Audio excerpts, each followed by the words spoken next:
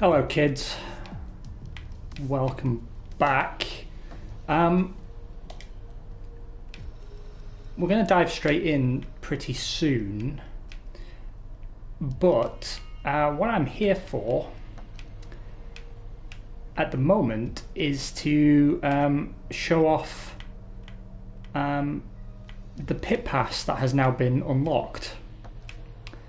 It was something I was complaining about earlier in the day. Why don't we take a look? I was going to make a special edition livery there, but let's worry about that later. So the servers went down for about 2 hours. Now it's back up. Podium Pass is unlocked. Look at that. And I have 15,000 coins. Why is Podium Pass immediately annoying me? Let me tell you why. So what you have here is 54 days in the first series, and there's level 1, 2, 3, so on, right? And the items here you can't just unlock with your currency. Like, that's a logo, that's a race suit, there's some liveries. Basically you can only earn these through playing. The first row here is free, so you unlock these, like you get nothing at level 18 on the free tier. But if you purchase the VIP tier, which I've been given enough credits for because I pre-ordered the game,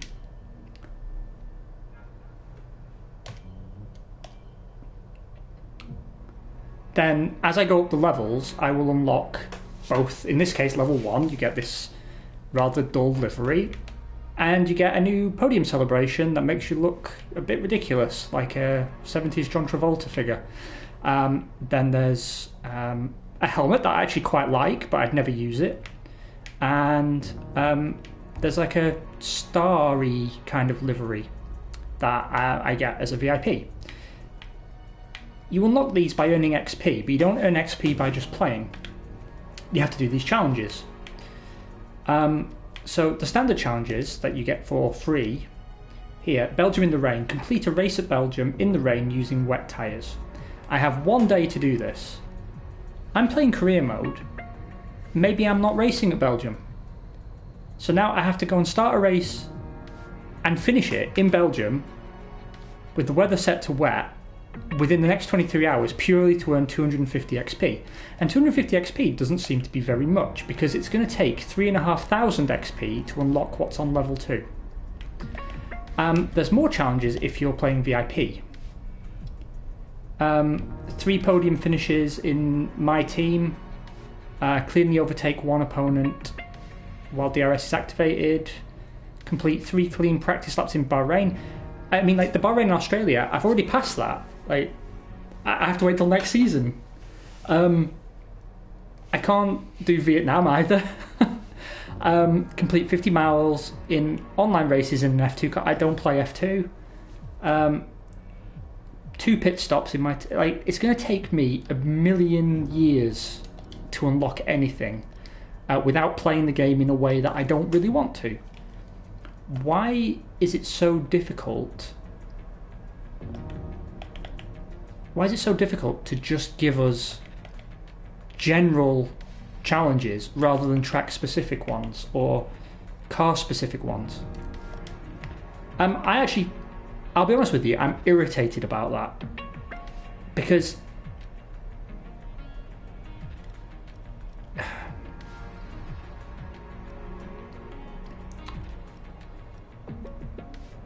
like, what if I don't want to do it? You know, I don't want to play that way. And look, right, what you see there is a Union Jack designed racing glove. There is, I know, a matching car livery and a matching race suit. Where the fuck are they? How do I... Oh, there's the race suit, so that's on level 19. So if I want my race suit to match my gloves, I have to have VIP and work my way up to level 19. And then if I want the car... Is the car even in the first patch? Yes, it is. There's the car. So I have to get to level 25 to also get a matching car. It's a nice livery. And apparently I can purchase... How much does this tier cost? 12,000 whatevers. You can't buy the whatevers. Now what is okay is here there's a race suit. Again, cool design, but not one I'm ever going to use. A podium celebration, a 4th of July livery for Americans, which, yeah, I think it's nice to have in there. Again, no use to me. A 50-50 designed helmet and some gloves.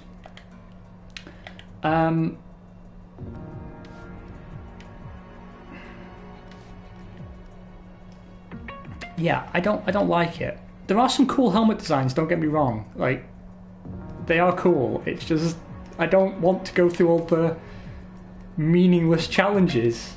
I kind of like that livery, but I don't like the helmet that goes with it. Like, why can't you let me earn currency? Like, I'm fine with that. Let me earn currency by performing different tasks. But then let me pick my own rewards.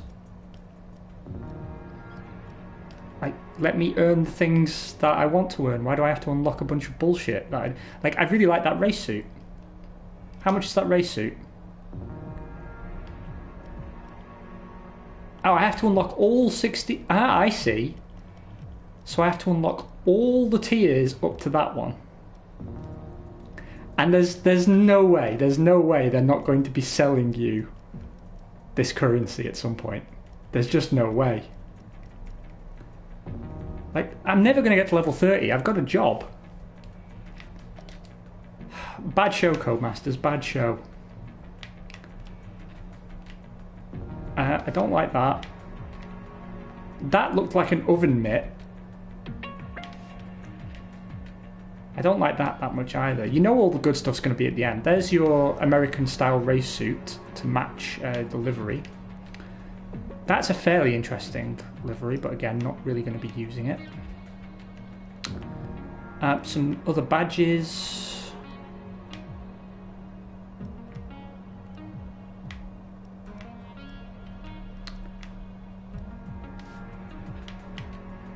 I'd really like that race suit. I'll be honest with you. I really like that one. That I would use. But it's level 17. And it's going to cost me 8,000 points to unlock it.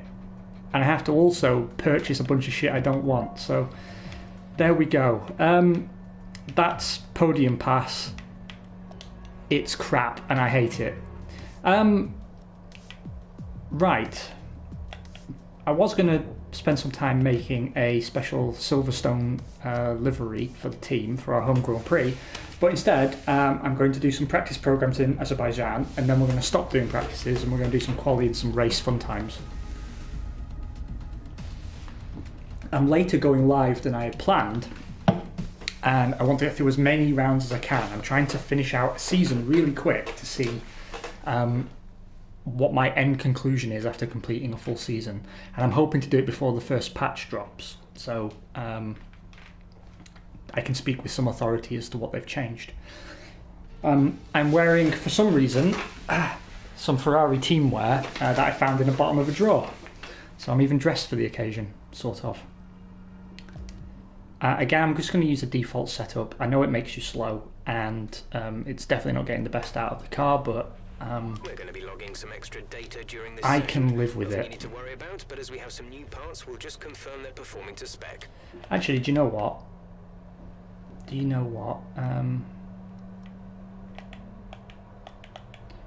I'm just going to do the ones that we will actually pass as purple, I think. Let's do race strategy first of all.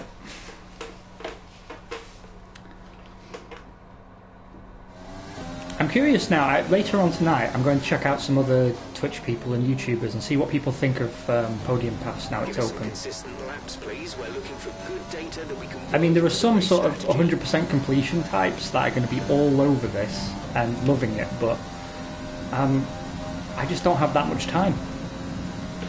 I'm 33, I've got a job. You know, I can't be playing that much every month. It's just not going to happen.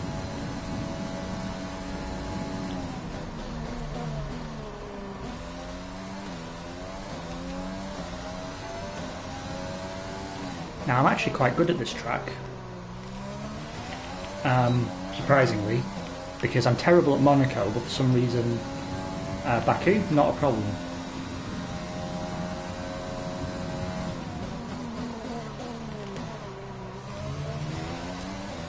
The car is not braking as well as it once did. I wonder if I can unlock some development on that front. The car's just feeling heavier than it did at the opening rounds of the season. Grand Prix. Grand Prix don't have rounds, you fool. Well, not technically true, they do now.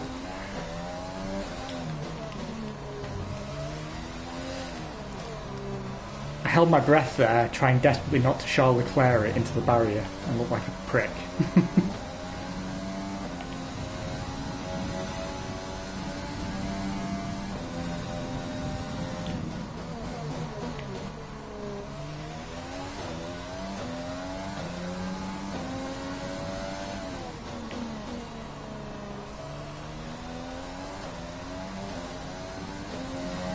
I'm also planning to get my ranking for multiplayer tonight.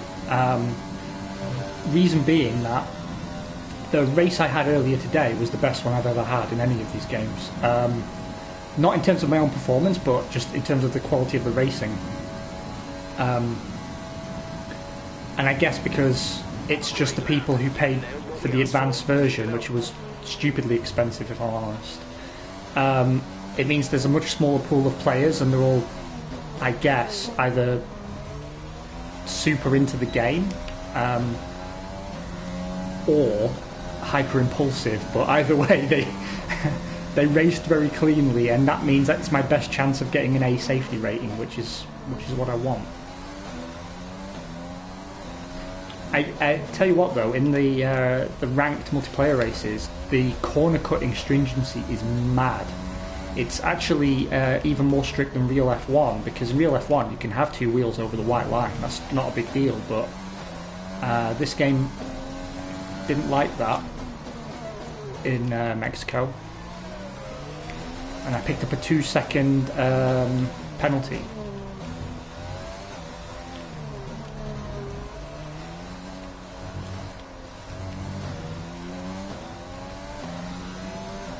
But it does seem better at determining if you've gained an advantage. It's still going to be hampered, I think, by the fact that a game can only detect that two players have collided. It can't detect who's at fault. So the issues where it punishes the wrong person or both drivers is probably going to continue, because I just don't know how they can prevent it.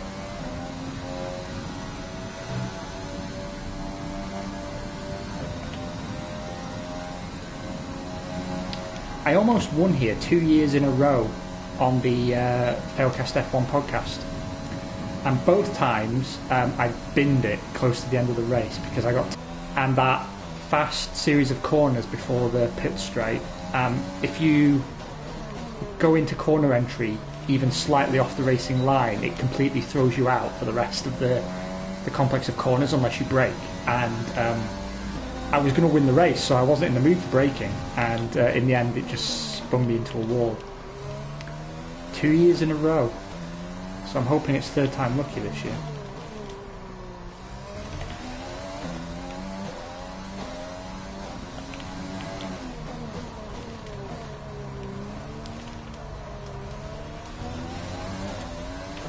I'm looking forward to Canada after this. Baku's a track I'm kind of okay at, but it's not necessarily one I enjoy. I think it looks good to watch. I don't necessarily think the track is suitable for Formula 1 cars though, not modern ones.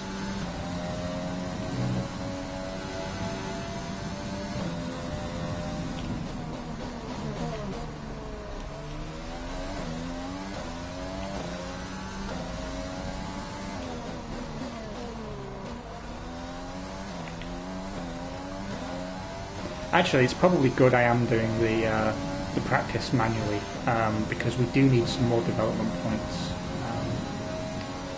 They were drying up a wee bit.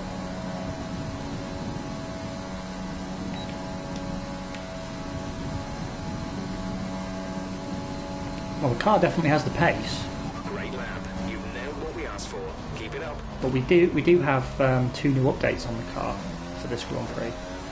They're not ones that improve the handling, but they should improve the power unit and the durability.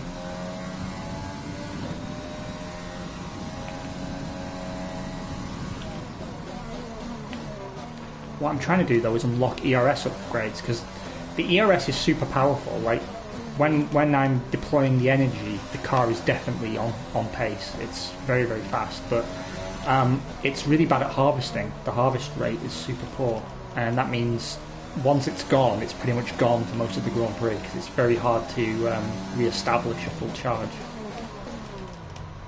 And I'm hoping that there's some secret unlock somewhere down the tech tree that I can't see yet that will fix the problem. Because there's been 2 or 3 Grand Prix this season already where just a little bit more ERS power would have been the difference between 1 point or 2 or more points.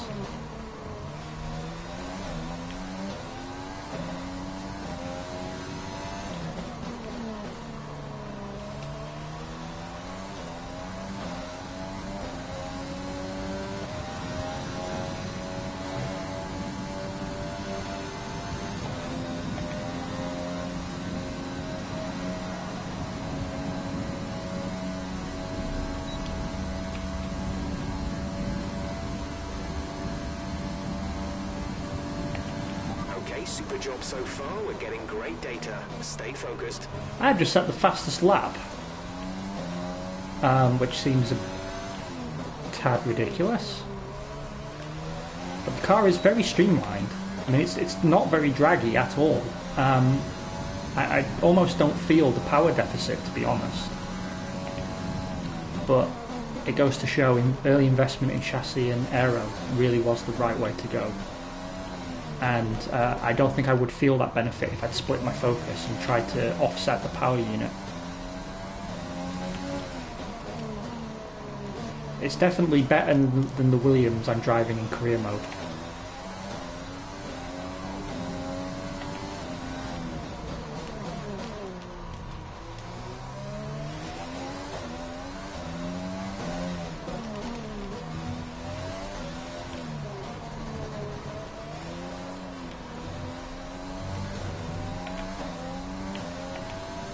Definitely not my best lap of the 5, but I know where I lost all the time. Again, the car's really good in fast corners. It's terrible in slow ones. It's just a bit heavy and lumbery.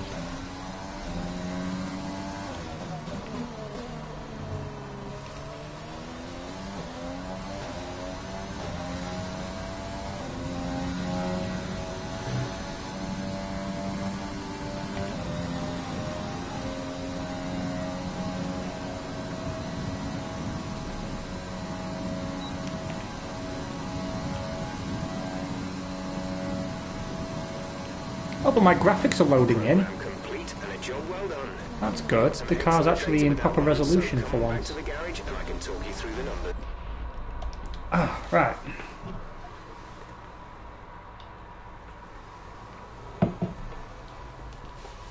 Super inconsistent on the pace. Look at that graph on the right. Still, I'm very good on my tyres. And I was in the last game as well.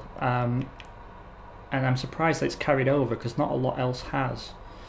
Let's do track acclimatization. Because that's another one that I think we're going to struggle with because the car just doesn't want to respond at low speed. So making some of the gates either will be too difficult or I will have to go too slowly through the gates in order to meet them, and then I'll just get a green instead of a purple score.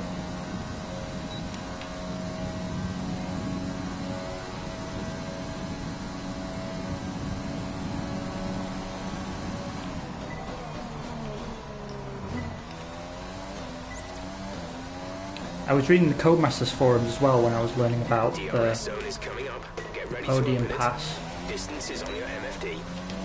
And Some people are having really crazy bugs, actually, so I think I've got off really lightly. Like, some people have had their head disappear on their driver, so it's just like a headless... Fuck. It's like a headless ghost. And others have had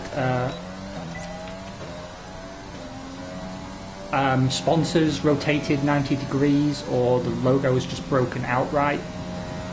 Others have had cars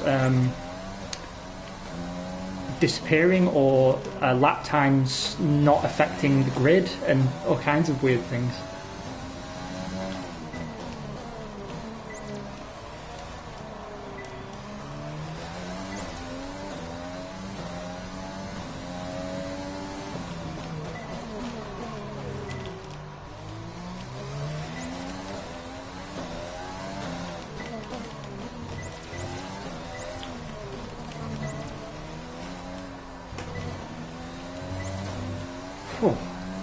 That was the section I thought we'd struggle with, but it's actually the one we've done best on. These ones are easy.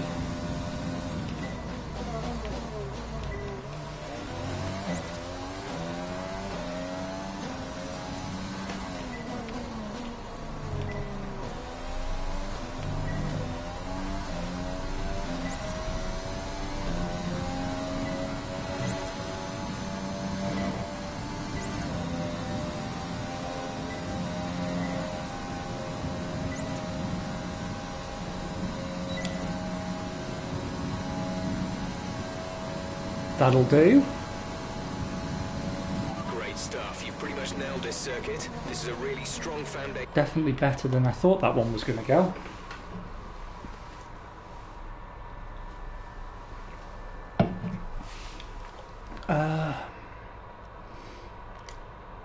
Let's do ERS management next. And then I'm going to do quali, because the next session is in heavy rain, and I don't much feel like trying to do a quali pace lap in heavy rain. But I will do it because I need more time in wet weather. To hit your target time. The overtake button will drain the battery quickly, but it will also give you maximum power.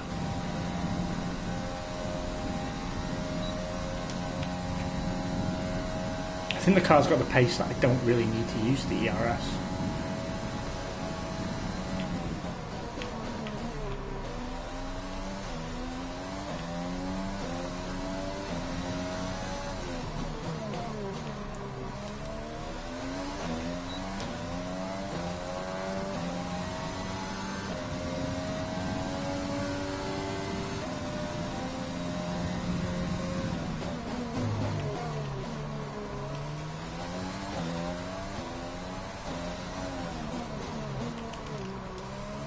And actually, I did have to do 10 laps in practice to get some of that podium pass cash, so maybe better to get it out of the way earlier. I just don't normally like streaming practice because I think it's boring. I respect people's time more than that.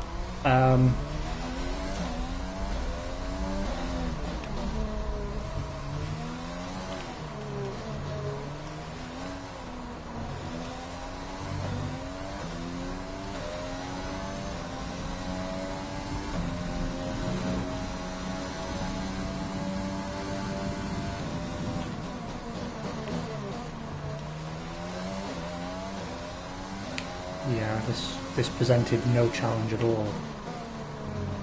I'm really happy with this car for a first season car.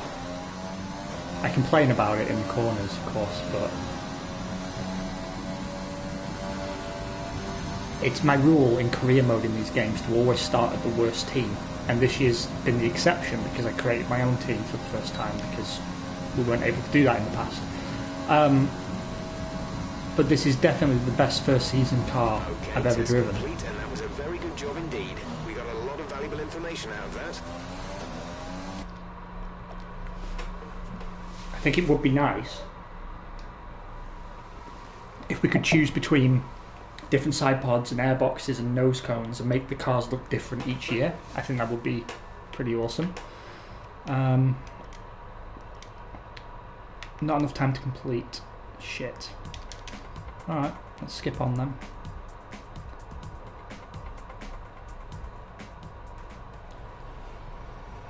Oh, look at that. So apparently I've earned 1,000 XP. I don't know what I did to earn that, but... The session has drawn to a close, so let's review our top three. Williams, Bottas, and Lewis. Wow, I actually did finish that session Practice first. is officially over. That's mad. Until next time, goodbye. But I've always been fast here without knowing why. I've never understood why. It doesn't make any sense. And it used to be as well, like, I've been doing the podcast for 10 years now. And for the first 6 years of the podcast, I couldn't drive Monza to save my life, and I've won it ever since. Who do you say is my biggest rival at the moment? I would actually say it's probably... I'm going to go for Gasly, but I think it's Norris. How do you feel about this team's performance this season?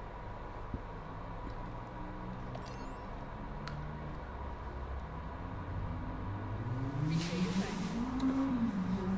I do think it's a better series of questions and better responses than there was last year. It's a bit lazy to not record the team names. Like, if you're asking me about Red Bull, how difficult is it to do 10 takes? I mean, probably you have to pay the voice actor more, but I mean, you can still do it in a day.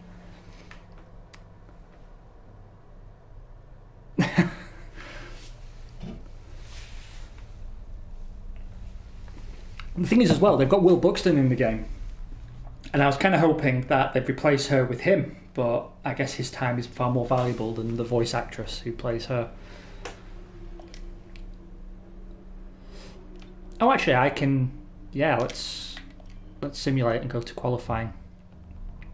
Let's go do some qualification.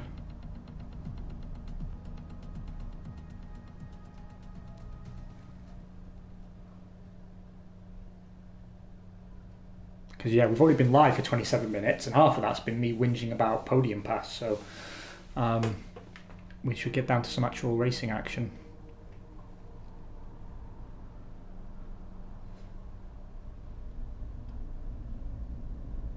See, look at that. He's not lifting his weight, really, is he? In terms of bringing in the points. But I think that's due to his experience level. I think it's experience that affects how many development points you generate. I'm not sure what awareness does. I think it just stops you crashing more often, but I'm not entirely sure how you would account for that, unless your code was deliberately making drivers crash, which I guess it must be.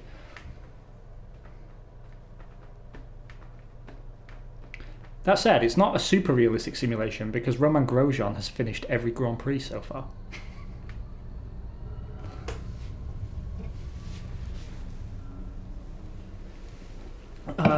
Right, as we've got some more development points to spend, I say we spend them because our car has fallen behind the Haas in terms of development. What do you think of this one?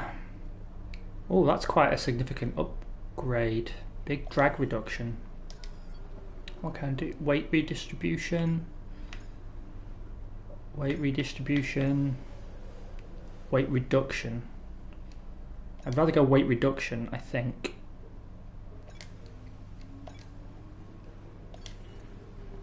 That was a lot of points we had to spend there. Okay, on to quali. On to quali.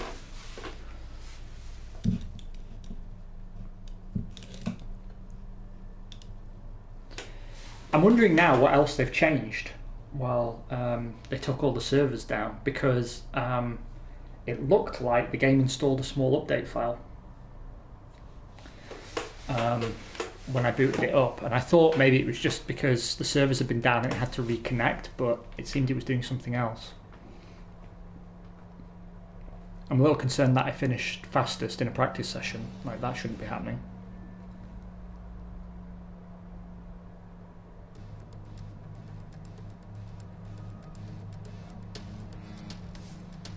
It seems you don't get the crofty intro to the sessions if you run your own team, because instead it just shows you your own team. Is that Christian Horner? For a second I thought that was Christian Horner who was like working in our garage. I mean, Helmut Marko does like firing people, so it's not beyond the realms of possibility that he could end up sweeping the floor in the garage at some point.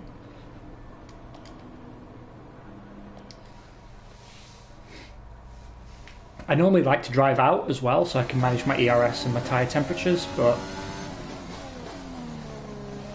streaming is streaming and career mode is career mode, and never the twain shall meet.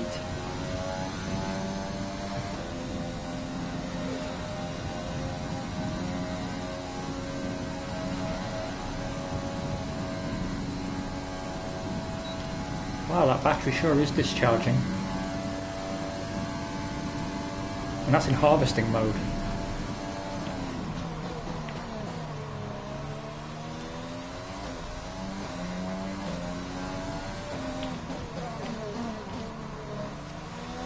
I'm going to be very quiet now and try and do the lap of my life, so I don't have to do another run. I'd like to save an extra set of tyres if at all possible.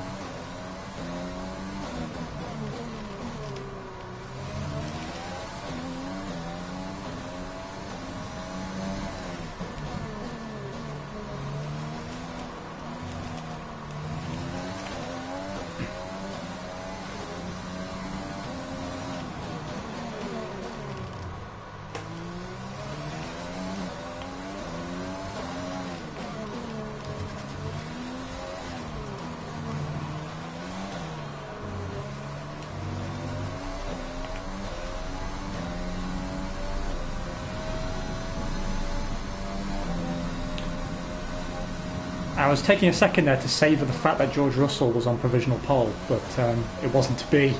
It wasn't to last. And it looks like it's going to be us on provisional pole pretty soon, although there's a Ferrari ahead of us who could obviously pip us to it.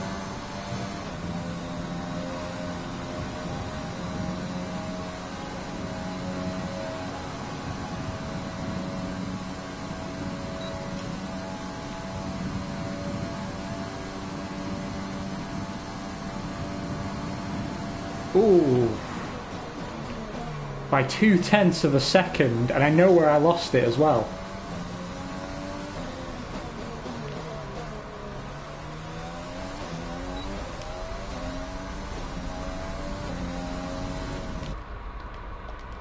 But we don't have to go out again in this session, I'm pretty sure, with that lap time. I know the track will rubber in, but that was a solid lap. So far, our fastest lap is a 1 minute 42.3.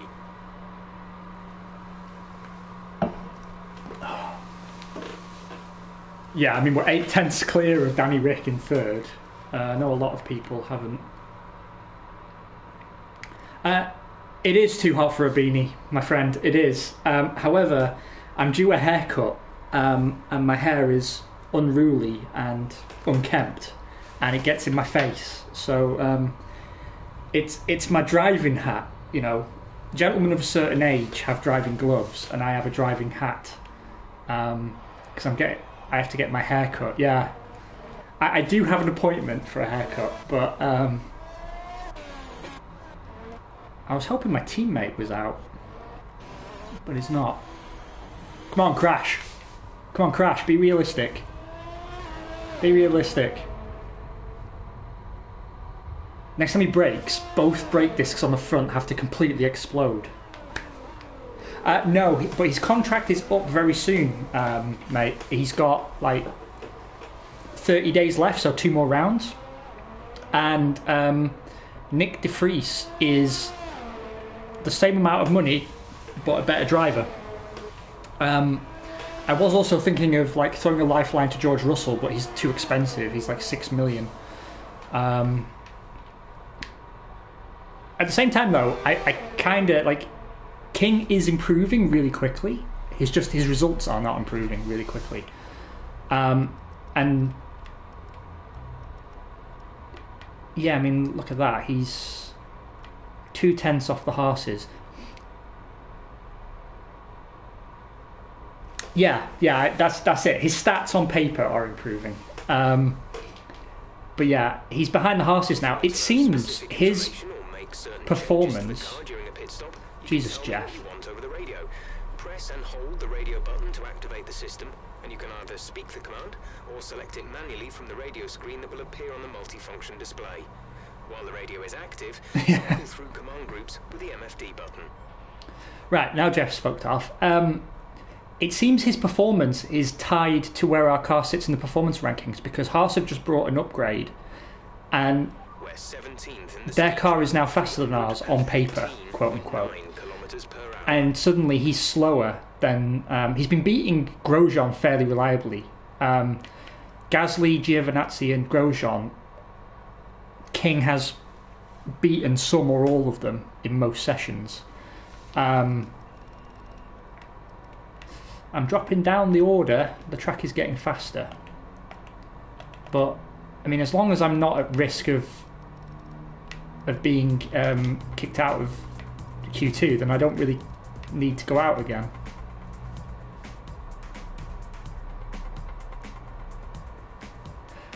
That's true. I'm kind of wondering if, just like at a certain circuit, Max Verstappen has a tendency to win. I am wondering if the Schumacher edition and all, I wonder if Mick Schumacher is pumped up.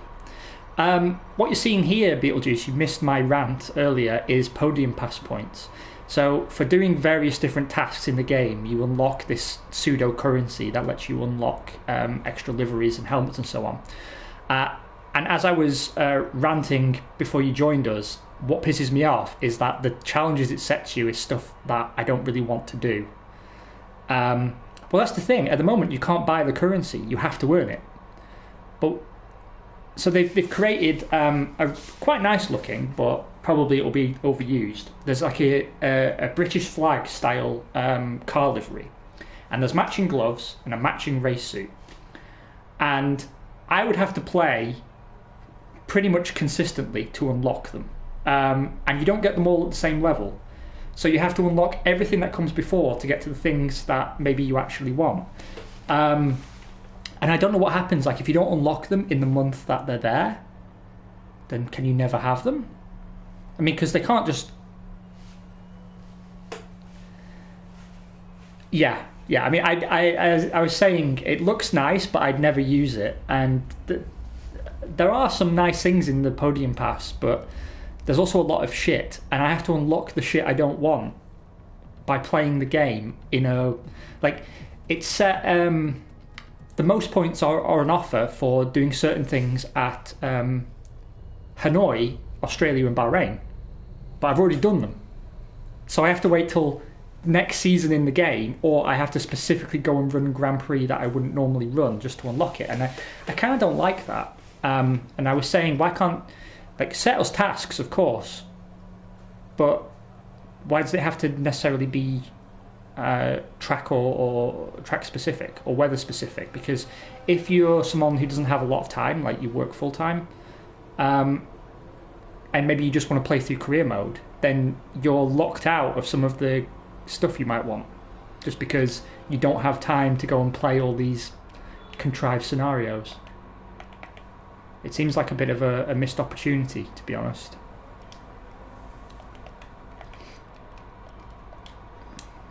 How's this for Brave? I think we might have the pace to get through on the harder tyre, because those new upgrades are working. And the thing is, like, also there's a specific helmet design that I use every year, and I was a bit pissed off that I couldn't have it, and it's not currently on this month's list of unlockables, so I don't know when I'll get it, or if I'll get it, because maybe it's a level 30 unlock, which means I have to earn thousands and thousands of podium points before I can unlock it, and I'm never going to earn that many because I just don't have that kind of time. I'm sure it will be refined because people will complain, or they'll just start selling the currency, which I think is probably more likely. And suckers like me will pay for the currency because I don't know why, I don't have a good explanation, but I know that I will. It's because I'm weak-willed and impulsive.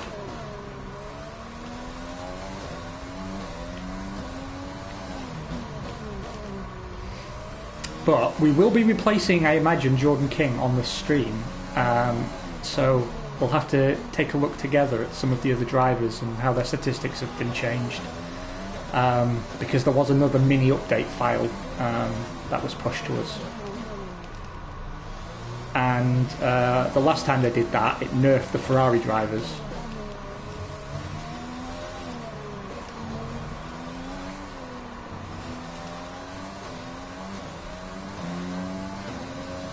I'm also going to try and get my online ranking later on as well, because it's the best time to do it.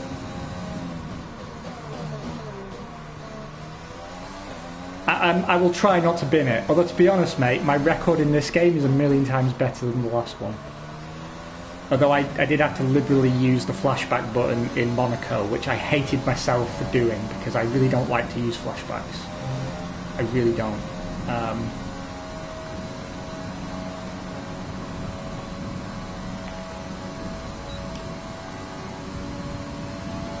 Am I going to be faster on this lap? No. Oh, but I'm on a slower tyre, so of course I would be. Fucking idiot. Sometimes I really am a gibbering simpleton. It's amazing I've got this far.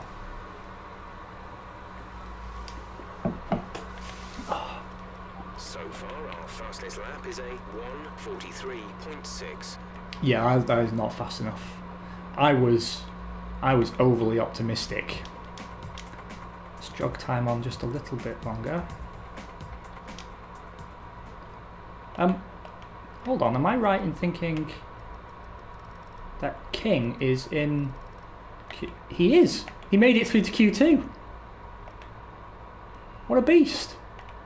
That is his first Q2 appearance, just as we're sat here, slagging him off, dragging his name through the mud, the boy comes good.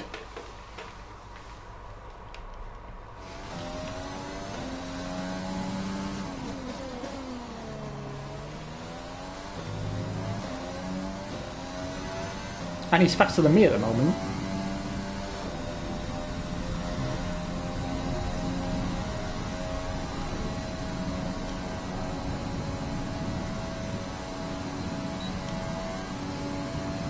Please show me an empty pit garage. Please, please. Yeah, empty enough.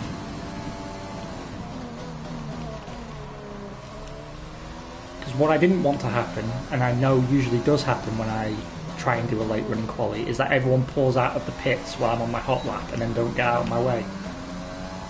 It looks like I have some clean air. 2 minutes remaining in the session. We need a good lap here or we're out of qualifying. Yeah, no pressure then, Jeff. Thanks.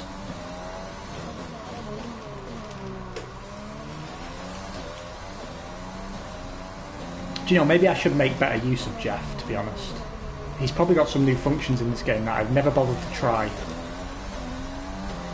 That's why I used to enjoy playing Pro Career Mode, because it turns off all the stats on your screen, so you can't see what position you are, or anything like that. I mean, now though, the new fancy steering wheels give you that information, but back in the day, you just had no idea, so you had to use the radio.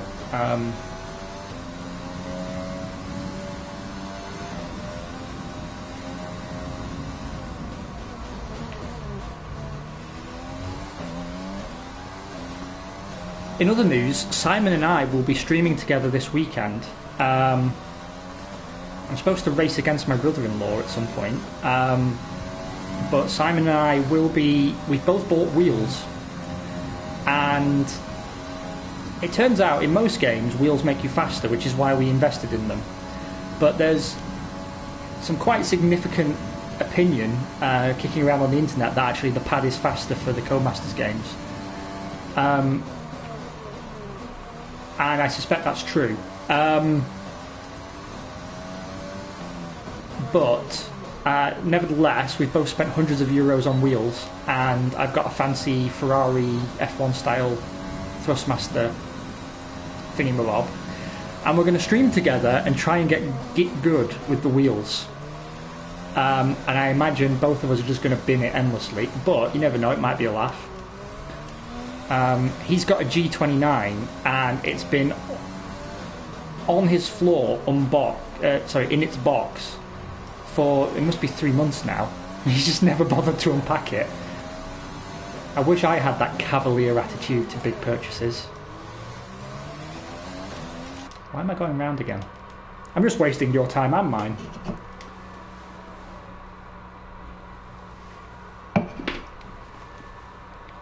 Some more points. Alright, I'm getting there, so that's good. You get bonus points for the challenges, but you earn points just through play, so it's not as bad as I first said. Wow, that gap is tiny between me and Bottas. Has the game gotten easier? I suspect it might have done. Can we just have a moment of golf clap for Jordan King, though? I mean, I know he's last in this session by 0.2, but he made it out of Q1 for the first time. So, a step in the right direction. He may save his job yet. Although I know you're a harsh taskmaster, Beetlejuice. I imagine you as sort of like a stern father figure reading a leather-bound book in front of a bookcase, looking over the rim of your glasses. It's not Paul, is it? Let's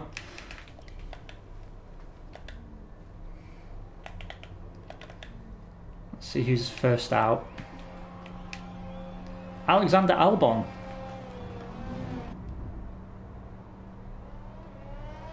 What a cool hat.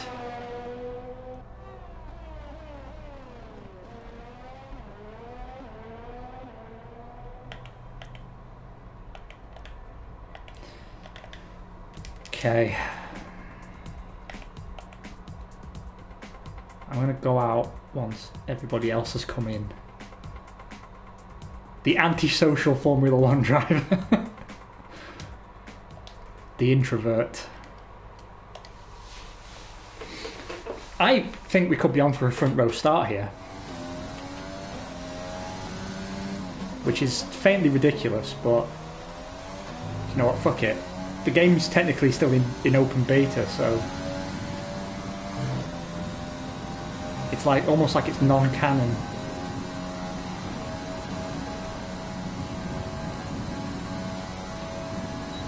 Now please don't all be arseholes and pile out of the pits right at this very moment. Good, that's good F1 drivers.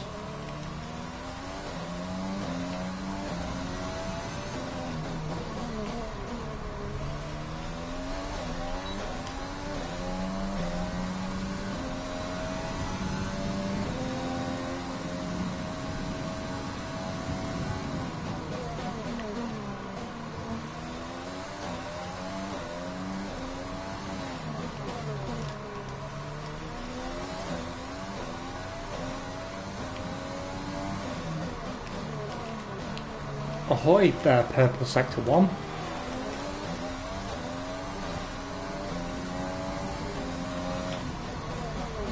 You can tell I'm trying now because I'm shutting up. I'm not making shit jokes.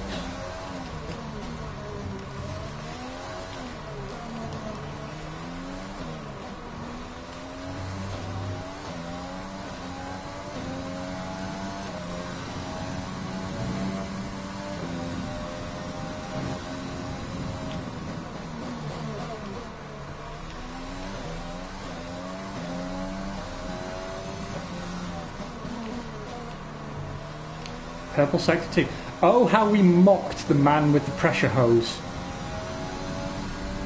But the boy's done good.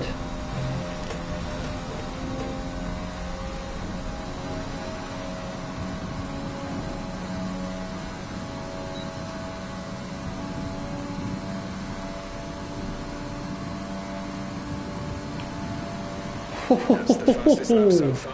Well done. Oh, how we laughed at you, pressure washer man. How we mocked, how we chided you. Do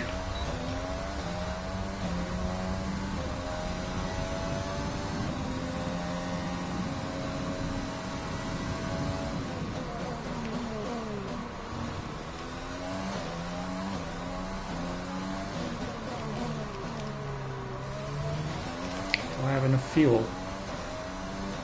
Yeah, just. Oh, but I've ballsed up my lap now by checking my MFD. Okay, that lap will have to do.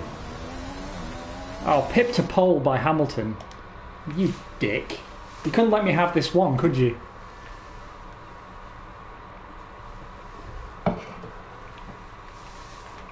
So, good news is we've unlocked a livery we don't want and a podium celebration that we don't want. Whoa, whoa, whoa, what's this bullshit? Did the track really get that much faster? And also, why is Sebastian Vettel on pole? Are we in some sort of parallel universe? It's interesting that he still hasn't... I thought it's a cool story. I mean, not as cool as Pole would have been. Here's the thing. I was thinking before, technically, Sebastian Vettel hasn't officially announced his retirement. And I can't think now why that is, because he's essentially done it. Because he said, I'm not driving at no midfield team, like a pleb. And Mercedes said they don't want him. Red Bull said they don't want him.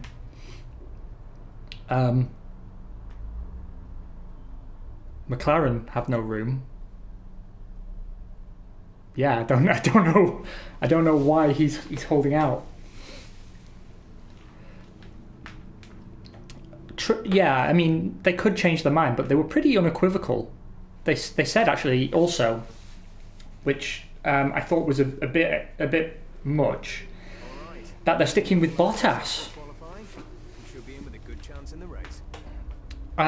They said they're sticking with Bottas, which makes me worry about where George Russell's going to end up. Yeah, true. I wonder actually if they do throw him under the bus.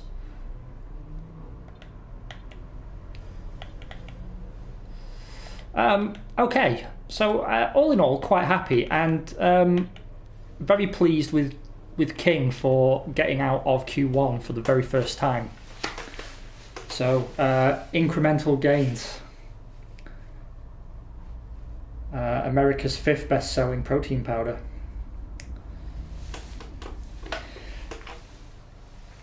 If I had the choice between Vettel, George and Bottas, George. I think he's dangerously underrated by a lot of people in the sport. And you have to be looking ahead to who's going to lead the team after Lewis is gone. A warm welcome to all of you watching at home to today's Azerbaijan Grand Prix. And a race that in its yeah, I mean, I'm not one to bash Vettel, to be honest. I just don't think the rule changes that have come in since from 2014 and since. I just don't think the cars suited him particularly well, and no, that's true. That's true. I've got a lot of love for Mark Webber, but you're correct. A tightening uphill sprint as we start to circle around the old city. Then a 1.4 mile chase. And honestly, I am not ashamed to admit that I wanted Webber to win a world championship. I really did. Partly because I think Australia deserves a world champion. Again, after Alan Jones.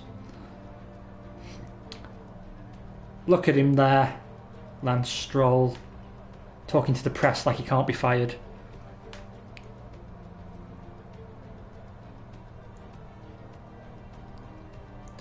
To be honest, like, don't you find Ferrari just pretty much neuters Kimi Räikkönen? I mean, I know he won his title there, but there's just something about being at Ferrari that suffocates his driving. Because if you think about how electric he was at Lotus when he came back, and then that just sort of disappeared immediately when he went to Ferrari. And it's Lewis Hamilton alongside. Moving on to the rest of the grid, we have Bottas. See where everyone else lines up. Williams and Albon, Perez, Stroll, Verstappen and Lando Norris, Ricciardo, Raikkonen, Esteban Ocon and Sainz, Giovinazzi. They don't like signs at Codemasters, do they? And Daniel Kvyat, Grosjean, Magnussen, Latifi and George Russell ends our grid lineup. Which of these talented drivers will come out on top today? No, I thought I wouldn't describe him as boring, but also I have to say Grosjean was good at Lotus.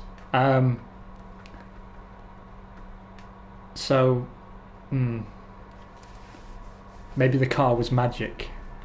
It's hard to say.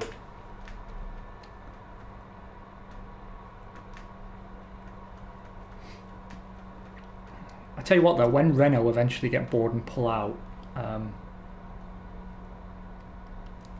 I wouldn't mind seeing Lotus come back, Team Enstone, but I know it won't happen. Finish this race. See what you can do. Right, what's our strategy? Yeah, I'm fine with that.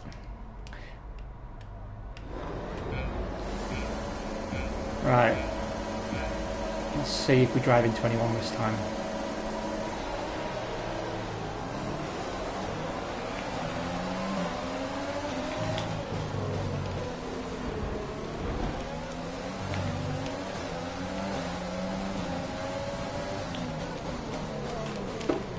Oh shit. Yeah, I did. Sorry, it's cheap, I know, but I'm doing it. It's lap 1.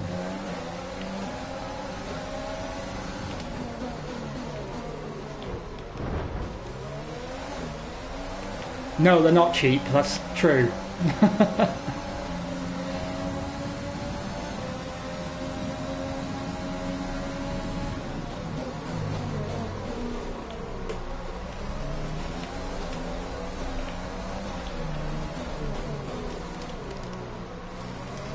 Okay, calm and clean now.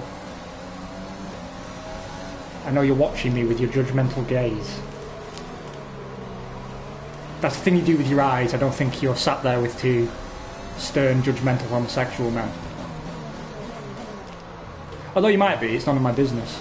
We've held position on lap 1. That's not great, but it's not terrible. Stay focused.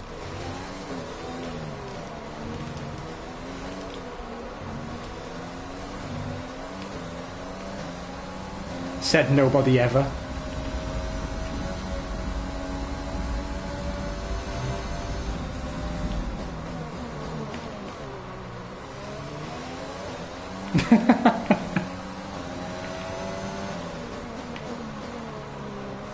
Stroll is faster than you.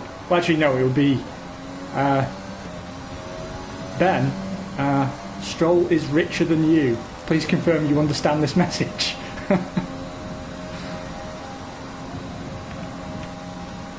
Okay, so some realism has returned because we're just nowhere near as fast as those 4 cars ahead of us, and the Racing Point looks like it's got the legs on us really. You'll be on the mediums.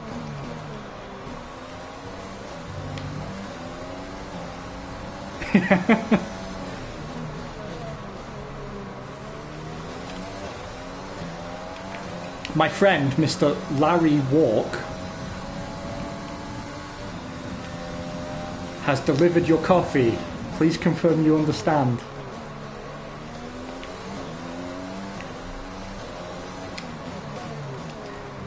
What do you reckon's going to happen with The energy store is getting worn, reducing our overall capacity.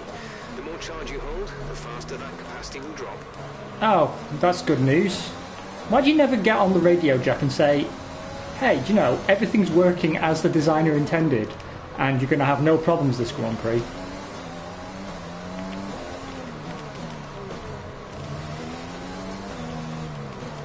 Here's the thing, though. What do you think is going to happen with Ocon now Alonso's back? Do you think Renault are going to forget about him? Yeah, you saw that. I thought you would. Very eagle-eyed. I almost Leclerc'd it like a twat.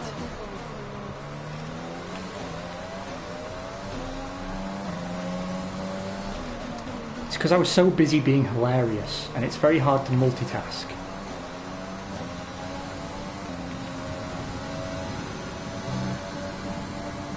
I've just unlocked some new podium pass points. That's going to get annoying saying that.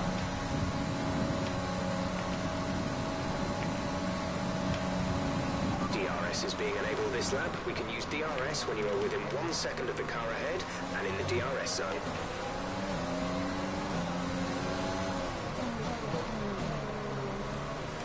I wonder if Alonso has to shake off the rust in the same way. I'm really curious to see actually how the timeout has affected Alonso, because it's very hard to leave F1 and come back competitively for most drivers.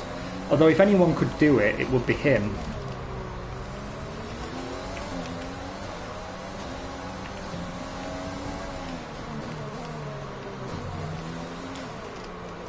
It must be intimidating though, because his position is so precarious generally, and now one of the greatest drivers of all time is going to be his teammate.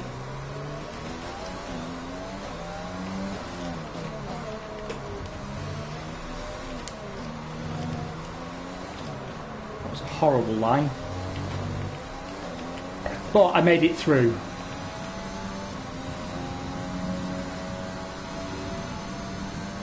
If I understood the message from Jeff correctly, I now have to make sure I don't store too much in the energy store, because the more I have, the less effective it becomes per percentage point.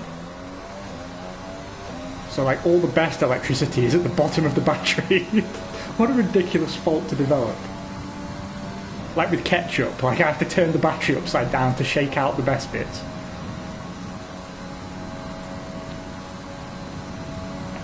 Grosjean wants to go back to Renault, and to be honest with you, when Renault announced they were taking over the team, I did wonder if he regretted going to Haas, and you know, it seemed like it would have been meant to be Grosjean and Renault reunited. But honestly, now I don't know why Renault would. Yeah, I think he has to regret going to Haas, because it's killed his career pretty much stone dead. And I know he's to blame for a lot of it as well, because he's made some silly mistakes. But if I'm honest, like it's funny to rip him, but we saw how good he could be at Lotus, and I'm left wondering how much of it is genuinely him and how much of it is a car that just, you know, decides its brakes are going to explode and it's going to spin you 180 degrees. Yeah, I don't think that gets said enough. That Pastor Maldonado is a Formula 1 race winner in a Williams that had no business being there, and he drove a stellar race. I mean, again, I rip Pastor, and I don't want to see him back in Formula 1, but I have to respect that drive, because he went up against Fernando Alonso in a superior car and won. It's like there's not really any other way to paint it, is there? I imagine his house, though, is just every room is different photos from that race. Like above his toilet, above the bath, next to his bed. Just every picture frame in the house filled with pictures of that day, because he's got nothing else to give. I hate this pit entrance. Yeah, the engine warning light's back on, so we're back in our comfort zone. Yeah, there are those sort of mercurial drivers, right, who just can't deliver every time. I tell you who always used to frustrate me was Jarno Trulli. Because if you remember, particularly at Jordan or Toyota, he'd qualify super well, and then he'd end up just losing all his pace in the race, and I could never understand why. I don't know if the pressure got to him or what. Or maybe he was just incapable of managing tyres over a race distance, but...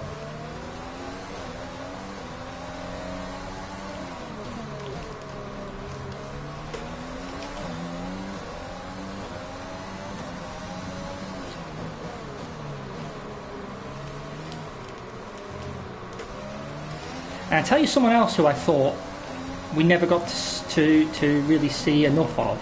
I always secretly quite rated Timo Glock. I think he had potential, but his career just didn't go that way, did it?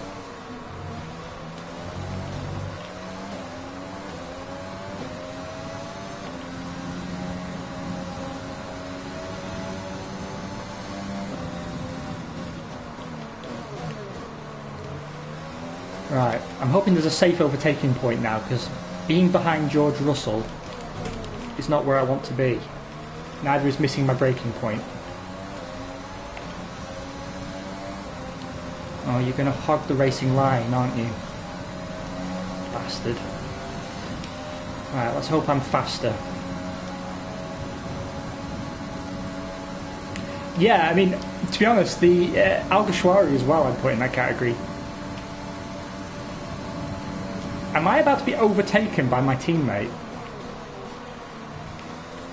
Look, I'm pleased you're getting feistier, but like, can you not? Consider yourself team ordered.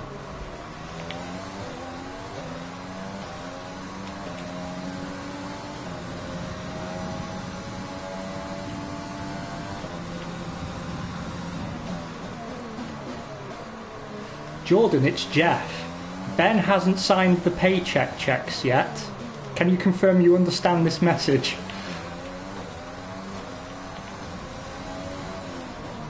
Don't forget it's bonus month.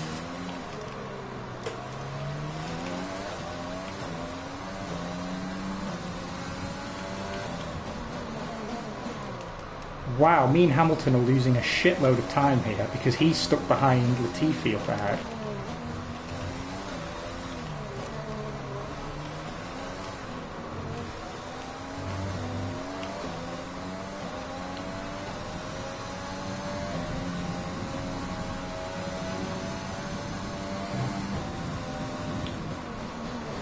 I actually wonder, I mean, I doubt it will ever happen in Formula 1 again, but I do wonder if we'll see a situation like that arise in any top-tier motorsport again. Because, I mean, it has happened in the past, right? I mean, Brabham won in his own car, McLaren won in his own car. I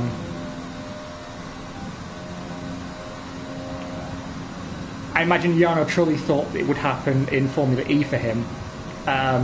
But then his team realised they didn't know how to build a gearbox, and they had to retire from the championship. But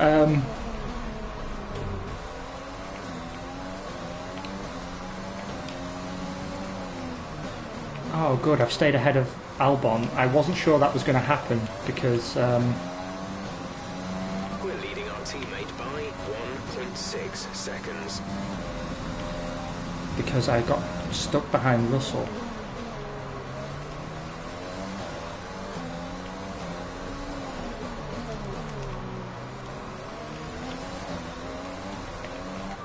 Driver in front. Leclerc ahead. The gap to the car ahead is 18.9 seconds. They're on fresh hards. Upset his fans immediately. Do you know, there was no retirements in the Monaco race, and it looks like there's going to be no retirements here as well. Isn't that odd? When I asked Jeff about the driver in front then, I was actually meaning to ask about Sainz and didn't realise Leclerc was between me and him. Because I'm trying to figure out if he's stopped already, but I'm guessing he hasn't. The car ahead of you has just fitted the hard tyres. Car ahead now on the hard compound. Oh, Leclerc, you've gone on to hards. That's an interesting choice.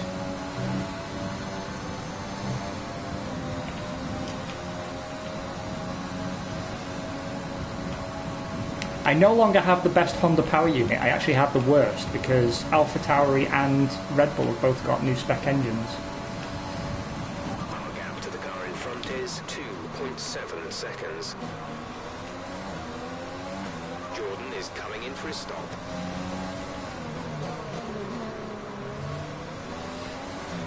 Good. I mean, I don't know what he's done to drop from 16th down to 21st, but he'll be fired pretty soon.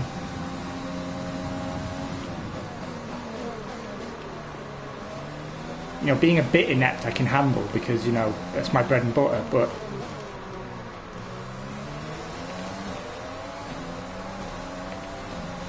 I can't really be dealing with a teammate who's even more inept than I am.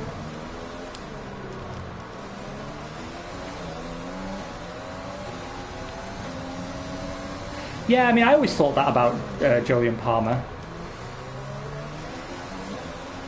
You know, I'd always think, you know, people have bad days, but surely he's just taking the piss now.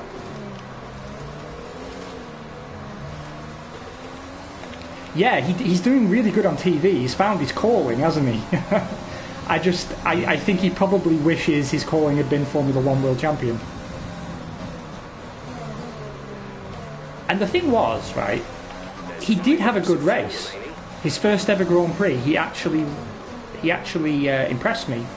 He did some nice wheel-to-wheel stuff. But it went totally downhill from there.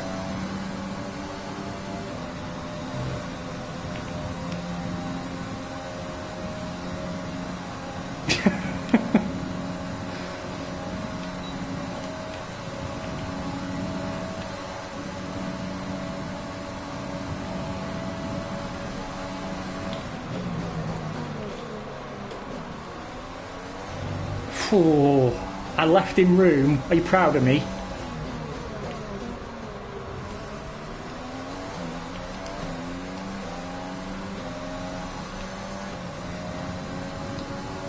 Do you know, I never took taxis when I was back in Britain. I think I took a black cab once in my life, and I felt like I'd have to sell most of my possessions to pay for it. So I made it a rule to never take taxis again.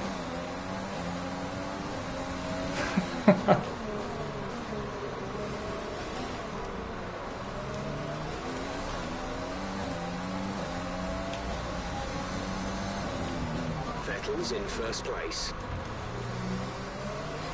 I'm going to turn the auto mod off. That's what I'm going to do.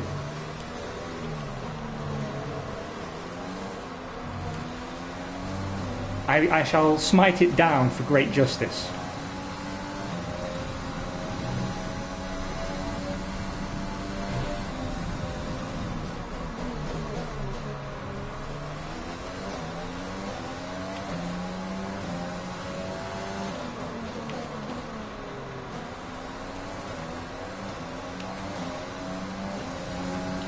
Right, Albon's going to have another crack at me, I presume.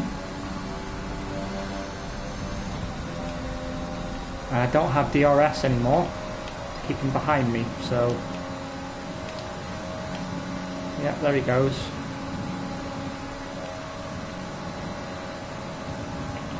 I'm glad I didn't pick him as a rival.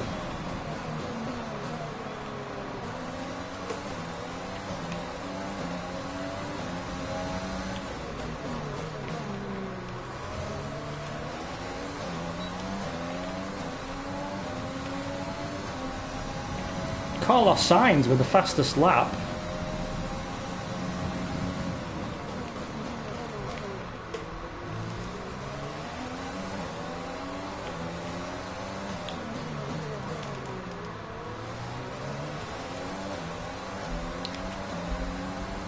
Oh no, George Russell. Sacrifice to the gods of the DNF. 3 laps of fuel remaining. I have to say, yeah, it's going remarkably well this season. I've incrementally upped the difficulty, and I'm close now to where I would normally play if I was offline, because being online makes me slower, because I'm trying to be witty and handsome. And definitely outdriving the car.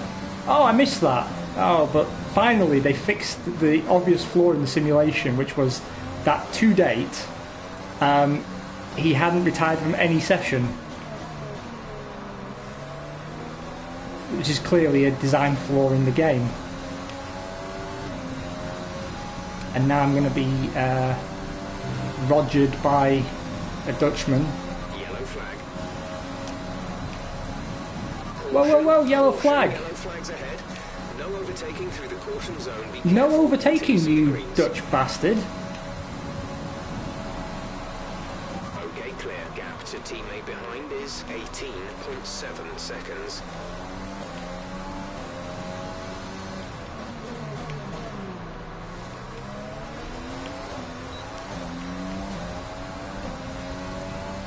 I think maybe because he was alongside me at the time, maybe he got round it that way. But it'll be funny if he gets a penalty and I get the position back. That would be nice, like in the final standings.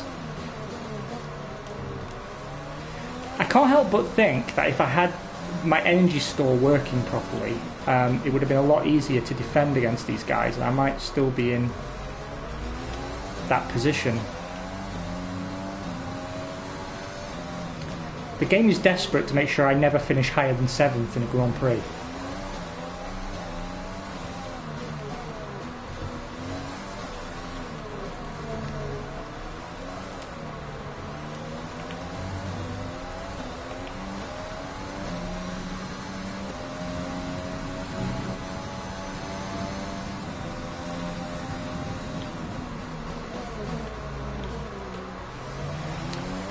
I couldn't sleep last night, so I was browsing YouTube, as you do, and someone had designed a roller coaster in Roller Coaster Tycoon.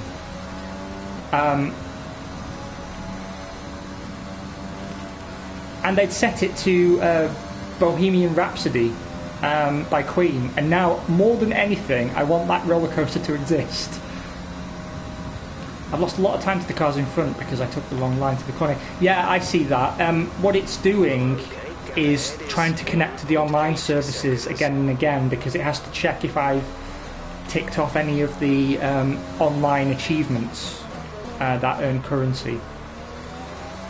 And quite often the Kodi servers go down, so it then just cycles and cycles and cycles, but it will reconnect eventually.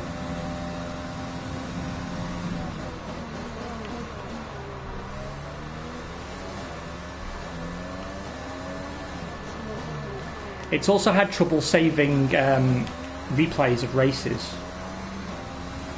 which I hope gets fixed, because that's the means by which we promote the podcast now.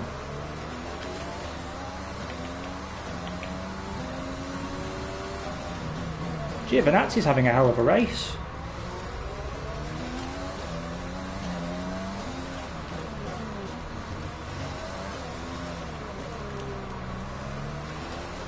Oh no, we're still doing it live, but we've been trying to get... I don't want to sound all bitter and nostalgic or anything, but we've been doing the podcast 10 years. And back in 2013, 2014, we were getting hundreds and hundreds of viewers. And actually, I've still got saved in my email account. I hate when people say nice things. I can handle insults. When people say nice things, I don't know how to process it. But in 2014, we got an email sent personally to both of us from a guy called John in Canada. And he wrote us a thank you letter because he'd been in hospital in Vancouver for cancer treatment. And he said that the podcast was what got him through. He'd been going through the old episodes. And he wrote us a few months after that as well and said that he'd got the all clear, so he recovered from his cancer. It's really, really cool. But nicest email I've ever got. And we used to get tons and tons of viewers. And then we went on hiatus because I can't remember why actually. One of us was changing their job or something, but basically we went a few months without any episodes. And the audience never came back, and we've never recovered. And we've always been trying to figure out why. And you know, I spend a lot of time looking at other F1 streamers and YouTubers, and they tend to fall into two categories. So either it's like a proper podcast where they're just talking about F1 stuff, or it's F1 gameplay and they don't touch the real world of F1. And we seem to be the only people who are hybridizing it. And we've always joked that trying to host a podcast while also playing a multiplayer racing game means you're doing both things badly, and I suspect it's true. And we've been dabbling with the idea of changing the format because we went from recorded to live in the hope that live would improve viewership. But what actually happened was we do get slightly more views, but it's all on the replay. So that's why at the end of every episode I'm thanking people watching on replay, and it sounds presumptuous, but the stats tell us that's where most people see it. And so then we tried dabbling with maybe we do midweek, because we tend to get better viewing numbers midweek. But it's kind of hard for me and Simon to find a time window together. And now we're trying advertising the podcast, which we've never done before. So we have an Instagram account now. Always open to suggestions, mate. Always. Because really all we want is like, Simon and I have fun doing it, but clearly it's not entertaining for enough people. And, you know, we'll do it regardless. We've been doing it for 6 years with the lower audience numbers. And it's not like we want to do it as a job, but we want to make sure people enjoy it. A sublime race today and a stunning win for Ferrari. Yeah, see, this is exactly what I've been saying for years, but we've just kind of ignored that fact. And I had dabbled with the idea of separating. Yeah, I had been thinking about this. Because when the podcast started, it was actually just a podcast. So our first episodes were in 2009. And back then it was just a recorded podcast. And then we started playing the game and we merged the two. And I always worried actually that we weren't doing... But thank you, that's very valuable feedback. I will bring this up with Simon. Because the issue now is, now I've got time, which I didn't in the past. He doesn't, because he's a key worker and he works for the government. And it's a scary thought, that, isn't it? Like, having driven with him for 11 years and heard his double entendres and his filthy mind and watching him bin it consistently, the idea that he's in a position of authority within a government department is a little terrifying to me. I do love him though. As we continue to bring you the latest excitement in Formula One. Thank you, mate. That means a lot. I mean, that's really why we do it. I mean, Simon and I like hanging out with each other, but it's good to have people to chat with who love F1. I mean, that's really what it's about. It's just a celebration of Formula One and bad jokes. But I will definitely pass that feedback along to him, and we'll have a chat about it before we go live this weekend for our Learning to Use Wheels stream. Because, yeah, I think we have to change something. I think we do. Because the thing is as well, it's not really high stakes for me, right? The fans really seem to enjoy that. Made it look easy. You know it, baby. Your team must be ecstatic with how you're performing. Do you mean, am I pleased with how I'm performing? Maybe, but you can't get complacent. Do you think this team are performing as well as they could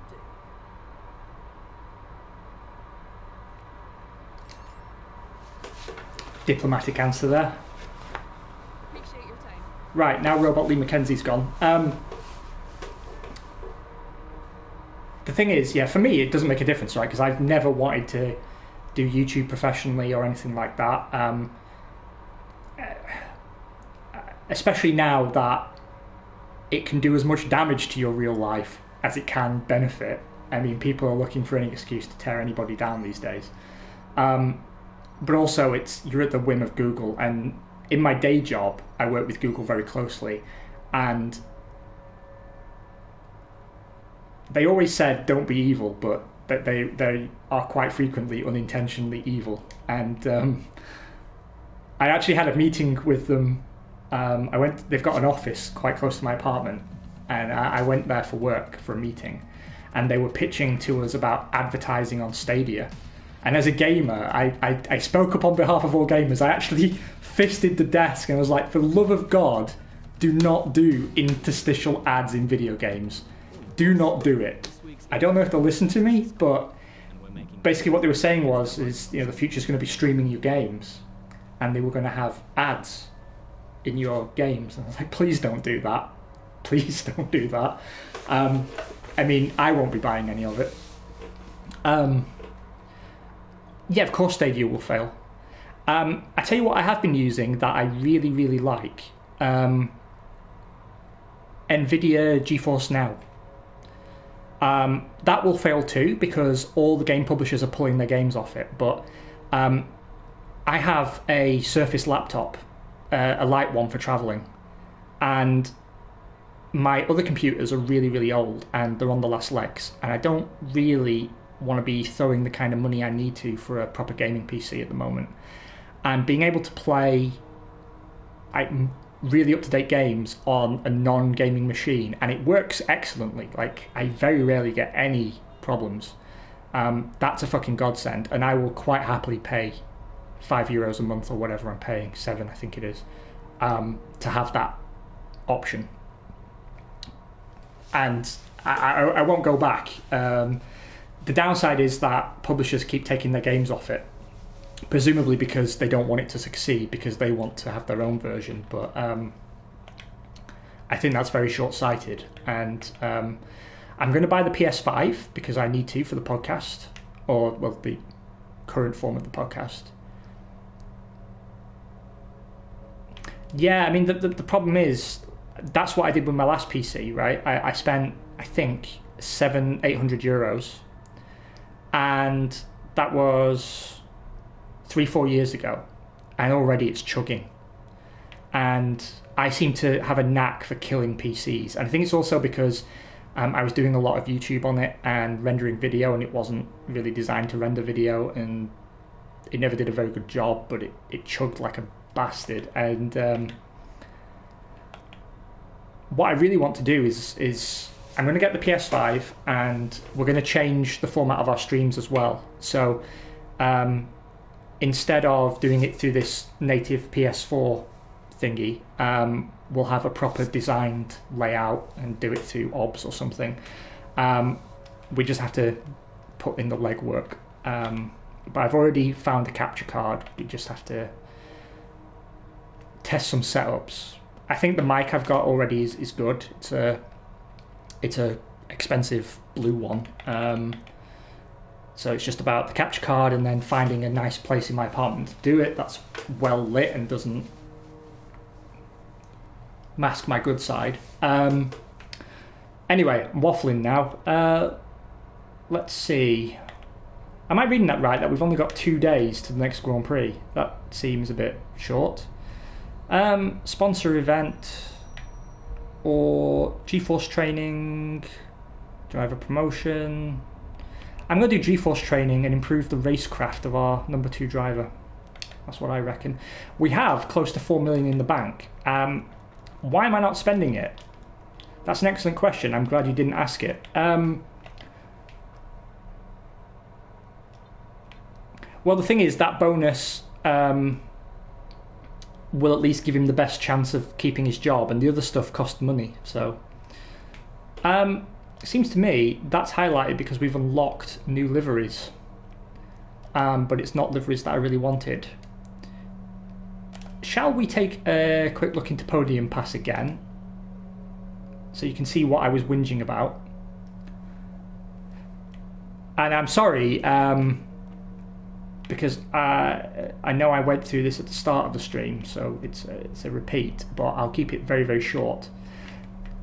So the top row here, the ones highlighted in silver, anyone can access that. The ones in gold, you have to spend some of the microcurrency to unlock it, and it's like the VIP tier. And if you do that, then you will also unlock VIP challenges, and these allow you to earn more points. So I couldn't possibly do any of these challenges you're seeing now if I hadn't have spent currency to get access to them. But you see they've got very high rewards. This is your standard challenge that changes every 24 hours, and it's telling me I have to drive a full race at Belgium in the rain. I don't plan to do that in the next 21 hours, so it's not going to happen, and that's what annoyed me. And then there's a series of challenges that last for 54 days. Now what I can do is spend currency to unlock up to a certain level, and the more levels you unlock, the more expensive it becomes. What I'm going to do is I'll earn as much as I can and then unlock some stuff. But let's take a look at what we've earned so far. So we've got this livery, very uninspired, a rather provocative and over-sexualized podium dance, A helmet that I really like, but I have no use for. But I do think you could make a cool design with that. What I don't like is the top of the visor being black makes the sponsors look a bit wonky. And I don't like that my team logo is so different to my helmet design, but we'll get on to that. Level 3, another podium celebration that I hate. And here are the American gloves, but you don't have the American race suit yet. So you can just wear some mismatched gloves. Tier 4 gives nothing to the peasants. But you have to go through an entire level and earn nothing. So thanks for that, Cody's. Whereas the Master Race get a new helmet. Master Race get some currency. Then there's another livery. Then level 6 you get the American race suit, but only if you've paid. Then a livery that I think is kind of okay. A interesting looking helmet. Actually, I found a race suit that I want for my team. But look where it is, all the way down here. I think that could look really good in the purple and white. I do really like it. But we'll have to see. And there's the Union Jack race suit to go with the gloves that are down here. Rather fetching zebra stripe there. And then all the way down here is the Union Jack car, which you're right is going to be completely overused, so I'm not touching it. That will definitely be Simon's. He'll be pink and yellowing it. I hate that. I know it's supposed to be funny. It's not funny. I don't like it. Peasants get nothing at level 28 and 29, by the way. And then they get a pose. An epic pose for level 30. I'd be so pissed off if I wasn't in the VIP tier at the moment. Because a lot of the time you unlock jack shit. And this is the legendary livery that's on offer at the moment, and again, kind of hate it. Then you've got an item shop, so this allows you to buy certain things. So here's the American car livery, which you can't unlock through the challenges. You have to buy this with microcurrency. There's a race suit that I think looks kind of nice, but I don't use, and a bisected helmet.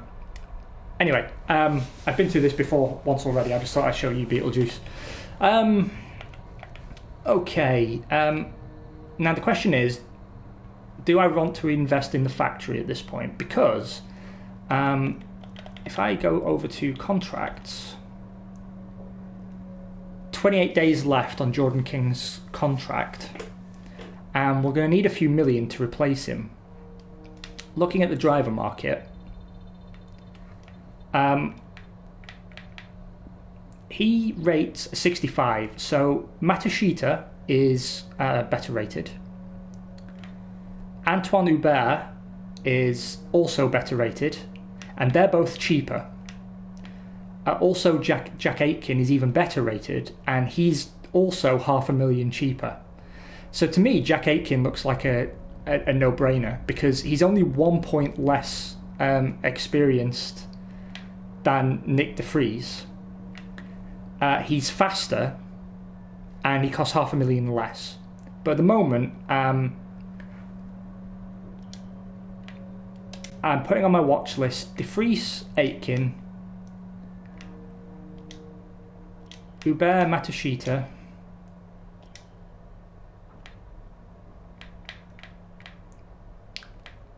I know Simon's going to pick Louis Delatraz, by the way. I don't want to ruin his stream. But he is. And I mean, Latifi is 1 million more than Jordan King and has the same rating. It's an overall rating, I know. But what I'm really thinking is the performance difference between me and a driver of that level is far too high, and the team could be a lot stronger, both financially and in terms of performance, if we had an established driver. So, for example, if I could scrape together 6 million, I could get Lando Norris, who rates a 79 and has a marketing acclaim level of 9, which means we're going to get better sponsors. So this is the question. Do we take on someone like Russell or Magnussen or Norris or Giovinazzi? Or do we take a cheaper driver and invest in the factory? Something for you to muse on in chat while we advance to the next Grand Prix. Schumacher and factory. But why Schumacher though? Because I don't think he's even the best rated driver at 1 million.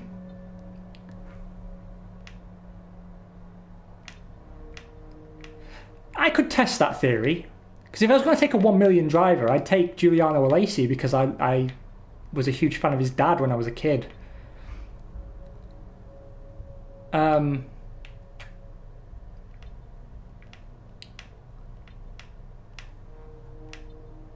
But yeah, okay, I will add Mick Schumacher to our watch list, and we will take a look-see when the time comes in a month.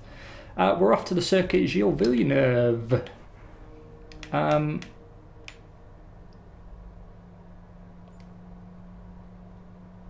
Well, you see, the thing is, I was tempted to sign Delatraz, but I don't know if he'll be happy or he'll just hate me for beating him to it. Because, you know, he and Louis Delatraz are like best as buds. Like, they follow each other on Twitter and everything. It's rather cute.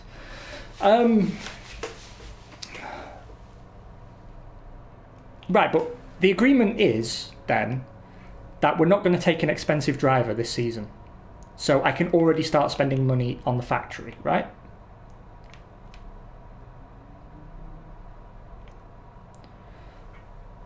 So, now the question is, where do I spend that money?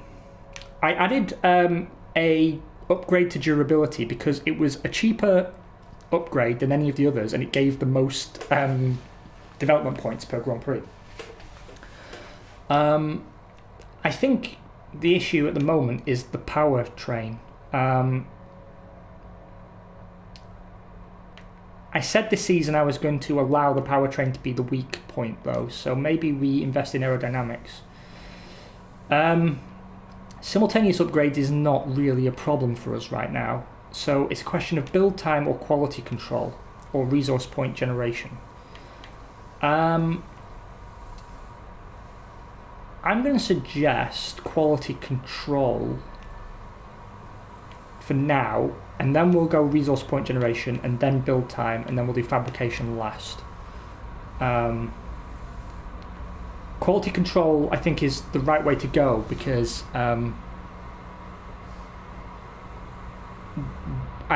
we won't need to generate more resource points if we can avoid wasting them. That's my logic. I do like the teamwear now. I think the teamwear looks a lot better. Yeah, no one's complaining, so I'm going to upgrade our quality control. I've changed the energy store in the... we currently can't afford teammates' contract renewal. Don't care. Off we go to Canada. Do you know, though, I wouldn't be surprised if after we drop Jordan King, if Williams pick him up, because he's $1 million cheaper than Latifi and has better stats. So if the AI of the game has any logic to it, then he'll end up partnering George Russell. I still haven't figured out why Codemasters hate George Russell so much, though, because like finally he's rated better than some of the other drivers around him. Which he wasn't in the initial like pre-release guff. So they did listen, but he still gets out-qualified by Latifi a lot, like in the actual game. That's a difficult question to answer because, to be honest, I think Claire did a good job at the start, but it's all kind of gone off the rails, and I don't think she really knows how to put it back on the rails. I feel a little sorry for her. Here's a question as well. When are we going to take our Mahusive grid penalty and start from the back? I'm thinking of doing it in Spa. Because at some point I'm going to have to do it because I don't have enough components to get to the end of the season. Or Monza, yeah. Because I'm quite good at Monza, but the car's not going to be fast enough to do well at it. But I should be able to do a recovery drive to the best position I would have got. Because rather than like getting constant penalties by taking a new ICE and then another race taking a new energy store, I take new everything at one race and just start from the back. Because I think it's the best way to go. What I'm waiting for as well is, it said when I started the playthrough, it said that your engine supplier gives you upgrades as well, and I haven't had one yet. So I don't know if that's something that they just made up, but I'm hoping it's true. But I haven't had one yet. And I wonder if you get like any bonuses for staying with the same engine company, because you should, right? You should, logically, if you keep the same powertrain, then your chassis should benefit from it, because, you know, the packaging is already kind of, you're familiar with it. But I don't know if the simulation will go that deep yet. I imagine that's something that might come in the future. Because, I mean, they are working with bonuses and modifiers, which is, I think, the essence of making the manager mode tenable. It's a rainy qualifying. I like that. I like it. Hello, thanks for joining. What did you miss? Well, you didn't miss me crashing, actually, which was good. We finished a P7 in Baku. It could have been a P5, but the energy store on the car gave out, and we couldn't hold battery charge. And we were talking about who to replace Jordan King with, because he's under-delivering. His stats are going up, but he's got expensive and he's not delivering the results.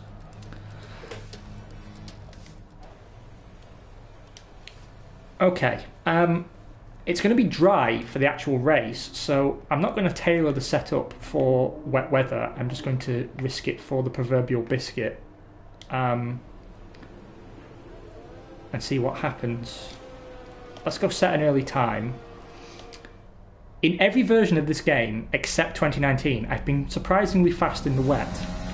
And my qualifying for Monaco was in the wet, and I did alright, I thought. Let's see how it is on a track where I'm not completely inept. I'm going to back off now though, because I don't want to get caught in traffic, because I really struggle with traffic.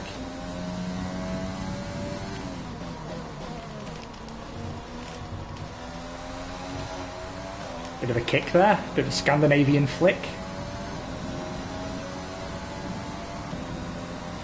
For all you agitators. Oh wow, that didn't go well, did it? That's cost me a lot of time.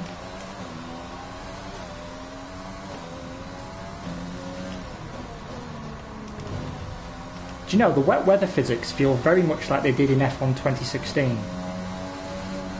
Where rather than you just sort of spinning the power away, you're more inclined to just have the back end kick out on you on corner exit, which I find a lot easier to manage, actually. Sorry, fastest Lapland Stroll. I had to give it a cheeky giggle.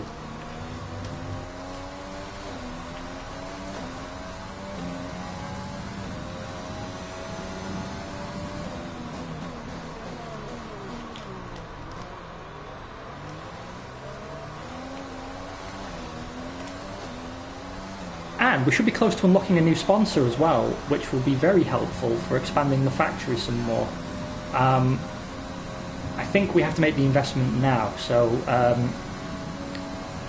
the wise men of chat were correct, I think, in electing to take a cheaper young driver and invest in the factory and just accept that we're largely going to be a one-car team this year.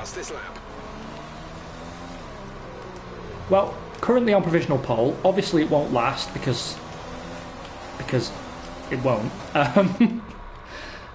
But encouraging start. I can be faster.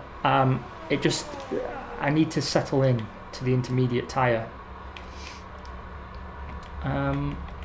Let's hop on board with someone else for a minute and see how lap times are looking from others. Is there anyone interesting out? Oh, let's watch our teammate. Let's see where he's losing all his time.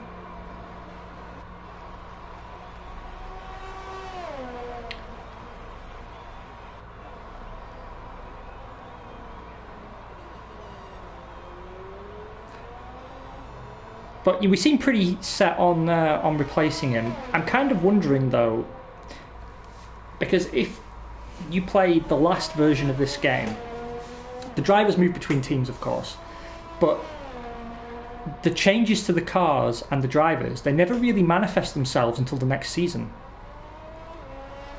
Don't worry, I'm not going to get soft on you. I know you think I'm going to be tearing up for my protege as he drives around, but I promise you I'm not.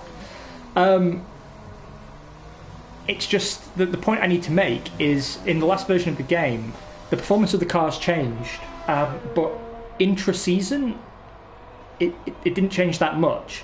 And say you took Alfa Romeo from like the worst car up to midfield, you'd get those results, but your teammate never would. And then in the next season, after you've left the team in frustration, the car starts performing at that level. And I'm just wondering, like, I'm not trying to keep King through the back door here, but I'm just wondering if he goes to another team, if he actually starts delivering. Crossing the line, P15. Well, congratulations, you've managed to come second in a mediocrity contest. Yeah, he is on his way out. Far be it from me to overrule the democratic will of chat.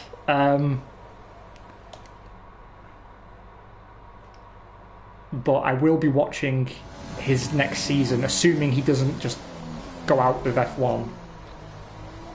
But Williams should sign him for sure, because Latifi costs 3 million and I don't know why. It's like unjustifiable. Only a yogurt would hire him in this game in the early seasons. Maybe he's priced like that because he's rigged to explode. I mean, in terms of talent, not in any form of bizarre sport-related terrorist incident. But I'm guessing they priced him at that level for some reason, or maybe it's just like a pride thing, like he felt insulted if he was priced at the same level as an F2 driver. But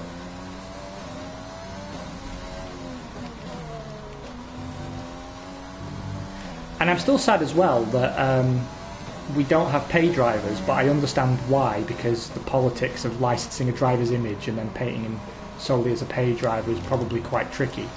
But I was thinking on this, and oh hey Watch, how you doing?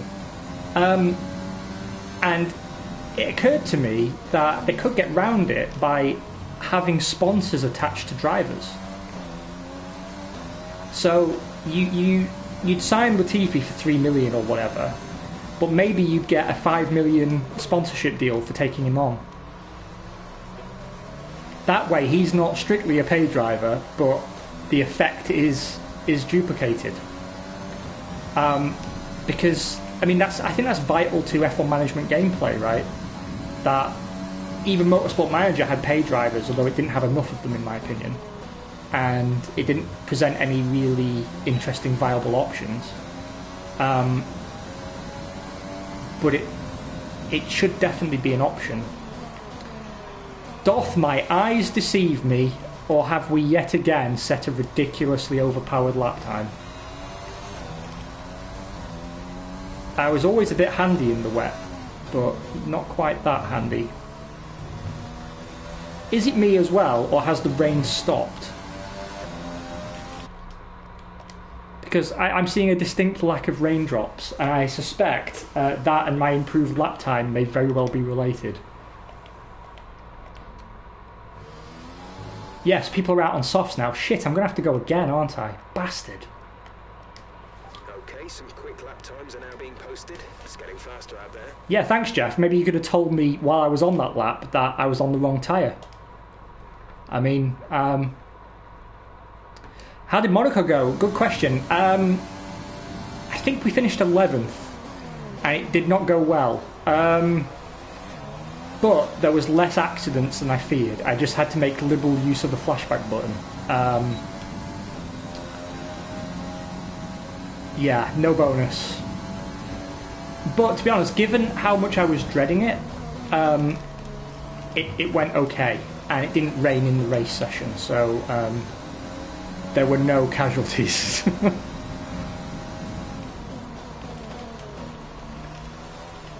Here's something interesting. I wonder how many people are actually going again, because there were certain scenarios in previous games where the weather would totally bamboozle the AI, and they just refused to go out again, and then you'd end up with like Verstappen and Vettel out in Q1 because they didn't set a dry tyre lap time. It's like the game was rigged because the car was supposed to be so fast that the AI would only ever do one lap in the top tier cars. And it didn't always play out that way, but you know, at certain tracks, under certain conditions, it would. And I'm kind of wondering who's going to be screwed by the weather change, because I very nearly was. I mean, it's not like Jeff, who apparently I paid money for, and yet cannot fire. Not like he was paying fucking attention.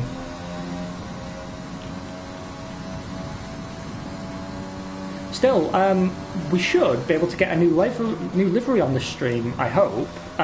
Once we've unlocked all the novelty socks we don't want, and Christmas-themed rubber ducks, and all the shit they make you unlock before you get the stuff you actually want. Good job. Look at that, the purple car goes purple.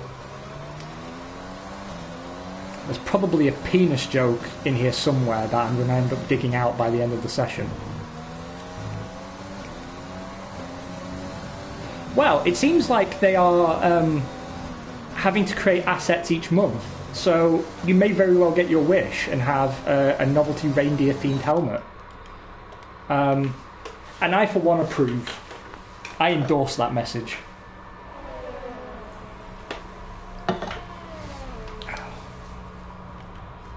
I am curious to see, like, eventually they are going to run out of ideas, aren't they? They're just going to run out of ideas. It's going to be, you know, lunchtime on a Friday, no one wants to be in the office, and it's like, shit, we need a new livery.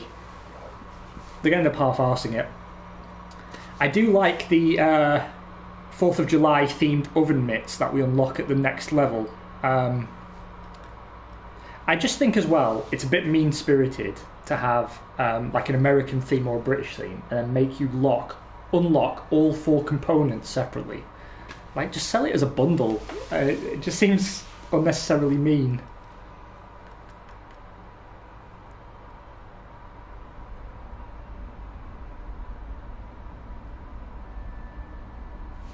Wow, that is an interesting rumour, but I'm sceptical.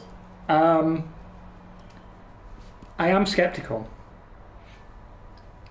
Because I have heard similar rumours, but Big Daddy Stroll bought Racing Point so his boy would have a competitive car. And then Big Daddy Stroll bought Aston Martin so his son wouldn't have to drive a pink car with a nipple for a logo. To then buy into Williams as well and then demote his son. Because the thing is, the issue he's got, even if he wants Vettel, is that Checo has a watertight contract, and it's a long contract as well. But also, like, Perez is a well-regarded driver. He does a good job. And I don't know why necessarily they'd want Vettel. I mean, I'd take Vettel over Stroll, of course, that goes without saying. But then I'm not Stroll's dad. It would be funny though, because I've made a lot of jokes in the podcast down the years, particularly about Stroll and Grosjean.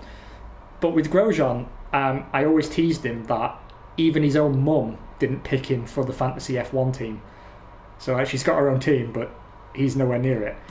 It would be funny to see that play out in real life with Lance Stroll's dad demoting him to Williams so he could hire a German. It would tickle me a little bit. No, he doesn't, does he? But here's the thing. I actually think Aston Martin could end up being a respectable team. Once that new factory comes on song,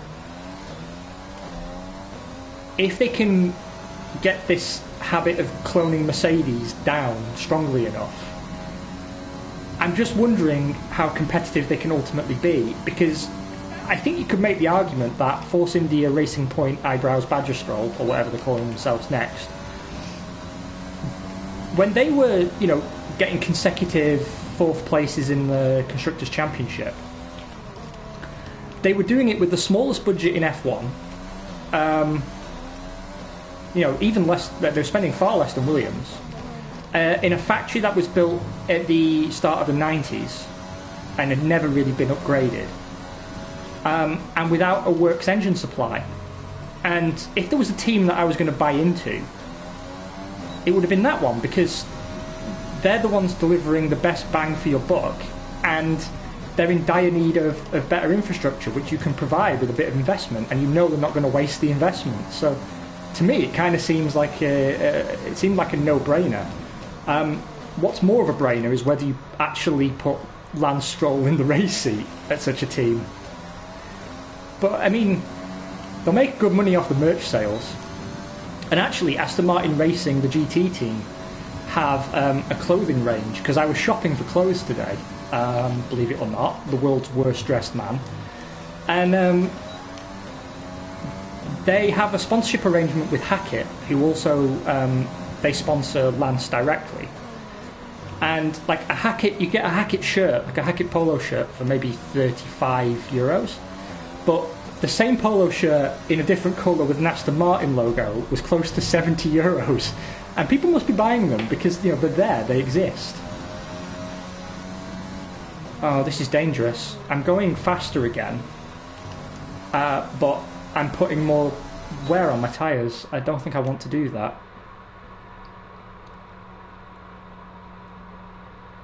Yeah, that's the other thing as well, right? Aston Martin, if they were being really brave, and they would have to be very brave and put their money where their mouth is. If you remember, a few years ago, Cosworth actually built an engine for the new rules, but then no team took it, and they wouldn't fund it themselves. If they could badge a Cosworth unit as Aston Martin, and then have essentially a works power unit, there's a lot of potential there for success. There really is. But it's also that kind of thinking that killed Arrows, right? Because Arrows decided, well, maybe we can challenge for a title if we build our own engines, and all it did was bankrupt the team. So, yeah, it's hard. P5, not going to sniff at that. Quite happy with that, to be honest.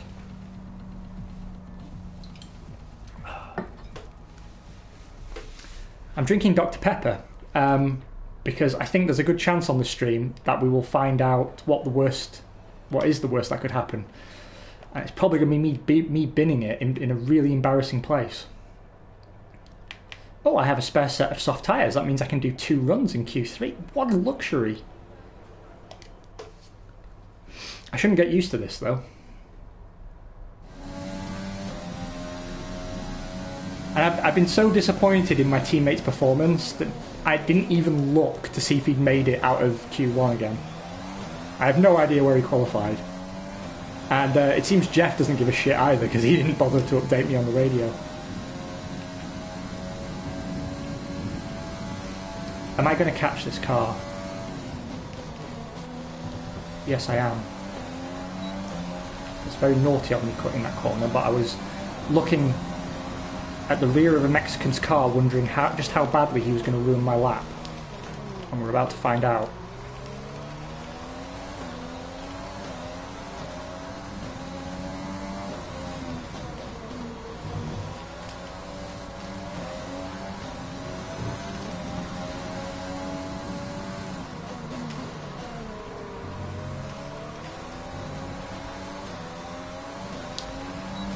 it's no wonder McLaren fired you. Swine.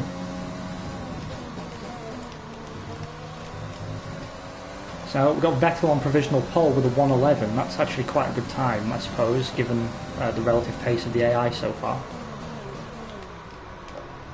Right, get out of my way, you ridiculous man. Once I've got DRS, hopefully we've got... Then again, he's got that Mercedes power unit, so he's just going to stick in the worst possible place, because that's exactly the sort of distance where I have to brake early to not run into the back of him.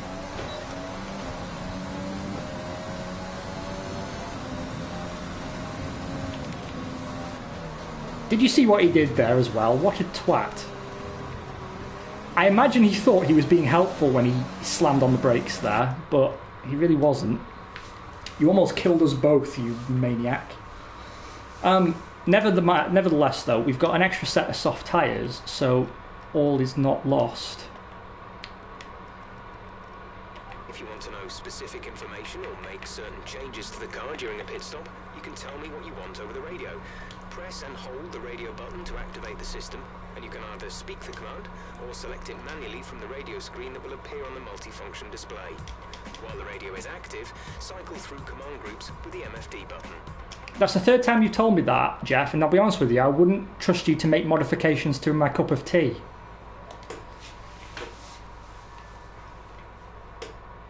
So, yeah, out of a job. I am curious, though, Beetlejuice, to see if your theory holds water, and if we do hire Mick Schumacher when Jordan King's contract expires, I do wonder if he ends up being OP. I saw that Arava, the F1 YouTuber, he hired Mick Schumacher, but because I'm bitter and resentful at his success, I haven't followed any further episodes, because I'm a petty man who holds a grudge, and I don't know if theory holds water.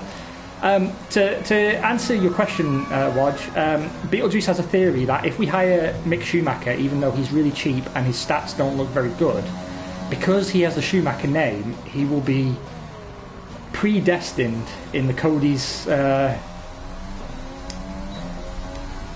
code, I suppose. I was looking for a different word.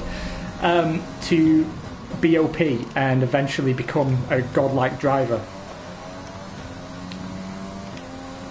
And to be honest, it's the sort of thing I could believe.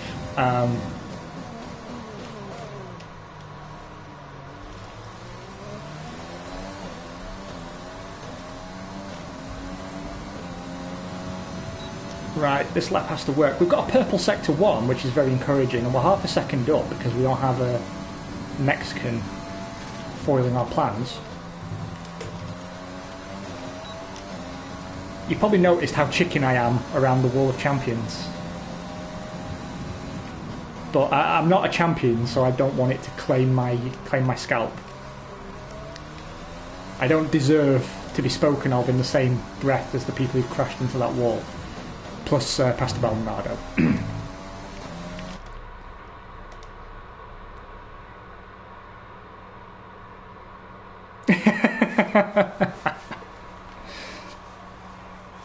Look, all I'm saying is most of them are rapists, but he's probably fine. And just like that, banned. We're all ready for tomorrow's race, but before we begin, let's have a quick look at those P5 again. So honestly, it seems that somehow we've gone from having a fairly mediocre car that handled well but was really down on power to having one quite quickly that is capable on tracks that I'm good at of being the third fastest car. It just means now we're suffering from having an inexperienced teammate who, for a laugh, we're going to replace with an even more inexperienced teammate. See what happens. Amazing performance out there. Thanks, love. Pretty happy with that. What was the secret of your qualifying pace? Casual racism, apparently. Bad jokes, Dr. Pepper, and some ironic racism.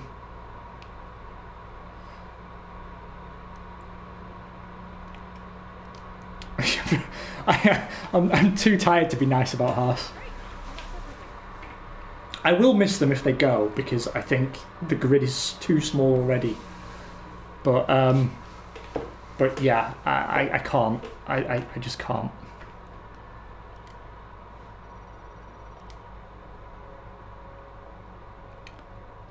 Interestingly, I didn't unlock any podium pass points there, so that's worrying. It tells me that most of the challenges are sort of very event specific, and I'm going to have to drive events that I wouldn't otherwise normally drive. I was hopeful at first because we got some unlocks, and I thought, okay, there's some progress going on here. We might, unlock something that isn't a novelty chef hat, but apparently that's not the case. I'm still in the habit, I'm supposed to be talking to you, right, down here, where all your handsome people are, but it's instinctual to look here at the side of the screen where my own face is, so it's like I'm talking to myself, which obviously is my fantasy. And actually, I'll tell you a story now. You'll get a giggle out of this, I hope. Before I moved to Germany, I worked in a warehouse for a while back in the UK. And one of the guys I worked with was a steward at the local football club. And he came in one day and told me that while he was stewarding at said football club, he'd been showing people to their seats, and there was a girl about the same age as we were. He said she was the female you. He said she looked really, really like you, and I thought maybe it was your sister or you had a twin and never told me. But it was like you as a girl. And honestly, a part of me was like, get a number. Let's make that date happen. That would be a good day for me.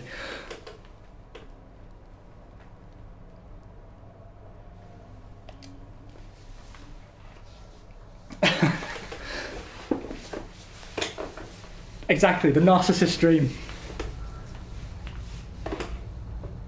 He never saw her again, unfortunately. And we're still wondering if maybe she was hallucination brought on from too many Pro Plus. But still, it would have been nice. It'd be one for the memory banks. And chances are it probably would have gone really, really well. Well, that's the question. That's what I was just thinking. You read my mind there, Wodge. The cogs were turning in the back of my mind, thinking, could I possibly share the glory with another me? I don't know if I could. What I need is like a subservient me, really. One that's obviously a woman, but one that's quite prepared to sort of bump me up and defer to me, and even when I'm wrong, just nod and be like, "You're so smart." High-speed chicanes spell potential danger, especially at the infamous Wall of Champions. And watch out for overtaking into the hairpin and the final. I'm giving Crofty a chance to say something interesting for once. Zerona, exactly, it's a good name. Also here, of course, is Anthony Davidson. Let's talk briefly. Yeah, there's not many actual, like, feminine name endings that go with zero. Zerona's probably the only one. I was thinking, like, Zerossa? At least those fresh components can help them maintain the power they need to come through the pack. I expect to see them take a more aggressive approach today. Zeronova. I would love it if that was her name. It's time to take a look at our starting grid for today's race. Lewis Hamilton lines up. I think we did joke about her being called Benifer. That completes the front. Now the rest of the grid we have Vettel, Leclerc, Williams, and Verstappen, Sainz, Albon, Ricciardo, and Kim. Let's see where Jordan King ended up qualifying. Did he bring shame upon our house? 15th. He's equalled his best ever qualifying, so he got out of Q1. Latifi and Lando Norris starts from the back of the grid. Ooh. It's almost time for those 5 red lights to go out. Then let's see who can prevail. Yeah, he qualified 15th last time as well. He's been getting out of Q1, but I think we've been upgrading the car pretty quickly. So, and him actually, I've spent quite a lot on second driver improvements that hopefully pan out.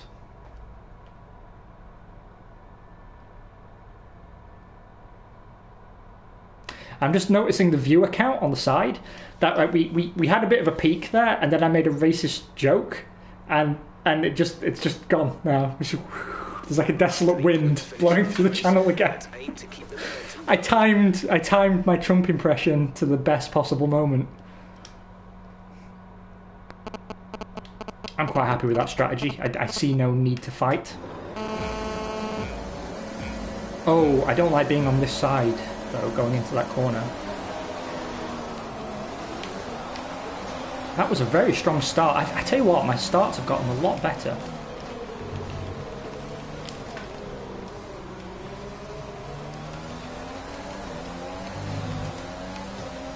I see, I thought 4 seemed a bit high. You didn't log out of one of your accounts, did you, in protest at my bad humour? That was naughty, really. I almost cut that corner. That's a decent start. Good job. Oh, it's just a decent start, is it, Jeff? I'm only running fucking second. It's a miracle start. I don't know why he hates me so much. I mean, apart from all the obvious reasons.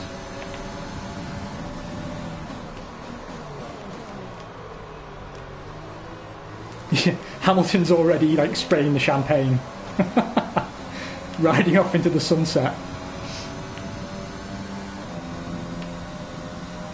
But you know, as Jackie Stewart and Heineken keep telling us, you shouldn't drink and drive, so maybe he has like an alcohol-related accident, and then I get to take a surprise win. I'll be honest with you, like, that catchphrase from Bono has started to really grate on me. I can't stand hearing it anymore, and I don't know why. Because it's not like I hate Lewis Hamilton or hate Mercedes succeeding, because, you know, they've earned it, to be fair. I mean, it's a bit dull sometimes, but they have earned it. But it's just the way Bono says it that kind of just rubs me up the wrong way now. It's like, come on, man, you've won enough races that you could experiment a bit with your catchphrase, you know. Maybe have like a list on hand in the pit box, and you can just pick one. Change it up every time. It's like when everyone got sick of the shoey, which, you know, was obviously from its inception a concept with a very finite shelf life before it got annoying.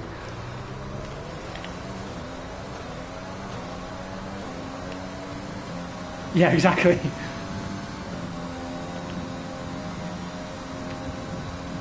What I like, though, about Mercedes winning so much is that they can... It won't be long before they've sent up every staff member to collect the Constructors' Trophy. But it is nice to see different faces up there. DRS will be enabled this lap. You can use it when within 1 second of the car ahead and in the DRS zone. Well, that's never going to happen, but thanks for telling me, Jeff. You might as well have just got on the radio and said, you are about to be monstered by 4 faster cars that are currently trapped behind you.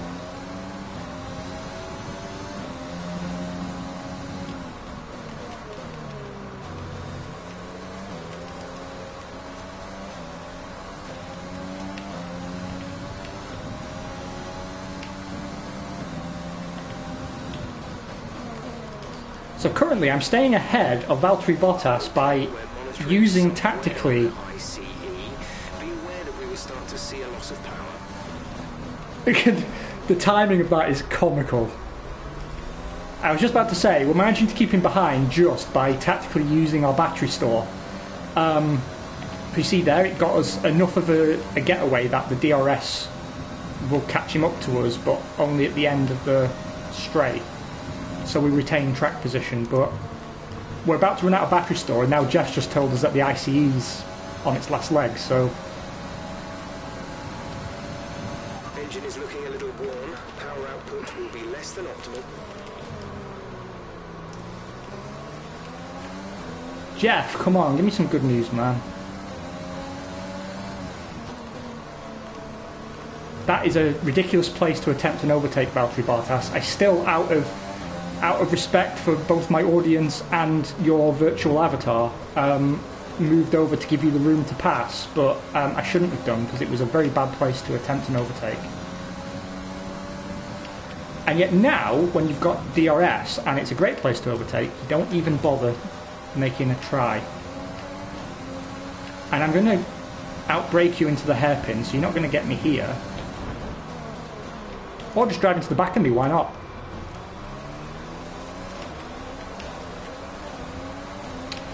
Do you know, I do like the red they added to that livery. I mean, obviously we won't see it now because it's about to be patched out with a new black livery, which I like even better, to be fair, but it was nice to see Mercedes do something other than just, you know, silver and turquoise. And now we'll get monstered by Vettel because he's got DRS. And his car is obviously a million times faster. You'll be on the mediums. We're leading our teammate by 9.6 seconds. Aha, I'm not letting you through that easily. I don't even know who Ineos are, to be honest. What do they do? Make lethal injections for dogs. That sounds like a Mercedes sponsor, to be fair. Every company on that car is just a little bit evil in a very specific way. Oh, so I wasn't far off then. What they produce could theoretically be used to euthanize a cute puppy while it looks at you with its sad eyes. And its bandaged ear.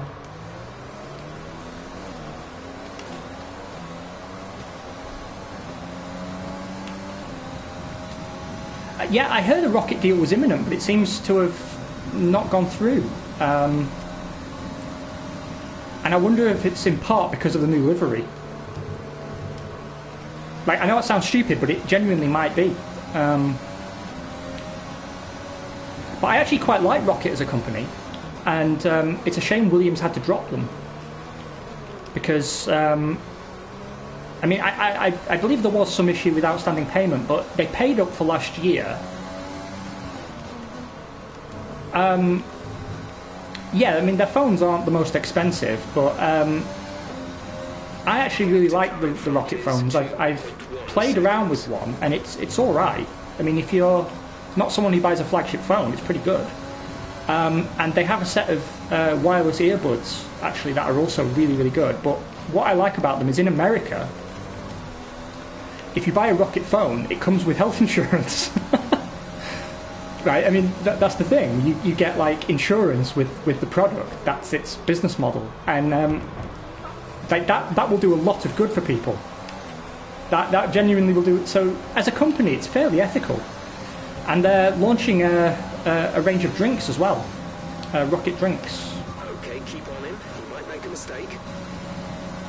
Yeah, no they're not. They're just going to ride off into the sunset now. Because their cars are a lot faster than mine. We want to pit this lap, so push now. Weirdly, my DRS didn't trigger, and I don't know why. I think it's because of where they overtook me. Or maybe I just missed it. Maybe I'm incompetent. Well, actually, there's no maybe about that, but I am incompetent, but maybe I didn't trigger the DRS.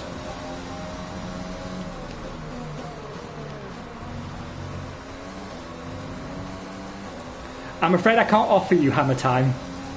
The best I can offer is, I don't know, screwdriver time? Airbag time? Airbag time sounds more my style. Yeah, duct tape time. Air ambulance time. Insurance claim time. I could do these all night. I won't, though. Actually, do you know what? I will do that. I can full throttle into the pit because the auto pit limiter's on. Save myself some seconds there. It's so cheap to do that. If you've been noticing, in the previous rounds, I've deliberately slowed down. It's just my braking can be a bit off sometimes, and I know that I'm just going to constantly rack up penalties. And when I first streamed career mode, like 4 games back, people who watched it told me that just turn the pit limiter on, so I did. I know it's a cop-out, really.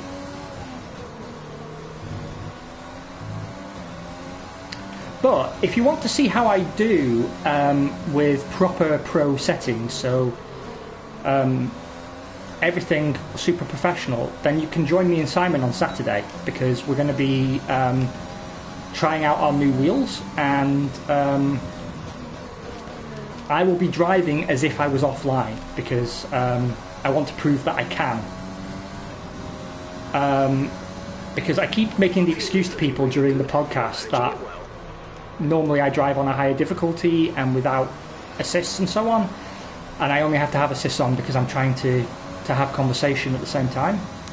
And this stream, I'm just going to make no effort at all to be handsome and hilarious, and I'm just going to drive and hopefully prove I've got the chops. More likely though, I'm just going to spin it into a wall, because I tested my wheel on the last version of the game and it was a fucking disaster. And I got frustrated really quickly and gave up. But now I'm in trouble for having a €300 sim racing setup that's done nothing but stand on the wall and make marks on the wallpaper for the last 6 months. So I have to start getting some usage out of it. Okay, the gap behind is 2.8 seconds. But what I might do actually is end up using it for Project Cars and Assetto Corsa, because the general rule of thumb is that a wheel makes you faster. But as I said earlier in the stream, yeah, I want to get Assetto Corsa. I have the original, and the new one looks really, really good, and I should stream a bit of that. 1.5 seconds. The problem is, I can only drive open wheel or rally. When I do GT or endurance or anything like that, which I've dabbled with, I can never adjust. The cars always feel too heavy. And it's a bit different with rally, because the cars are so loose that it makes them feel lighter in a way. But yeah, we shall see. The only thing I do know is that the consensus amongst players of the Codemaster series is that actually the pad is faster. And I can believe it, because when I turn corners, no matter how sharp they are, the maximum lock that I can get on the stick varies between corners, whereas on a wheel it doesn't.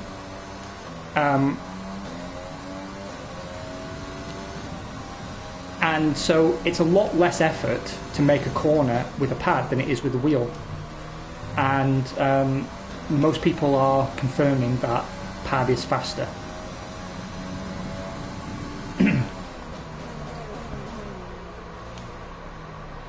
Do you know, considering this is a simulation damage playthrough as well, I'm surprised we haven't seen the safety car. The safety car's enabled, but it just hasn't triggered.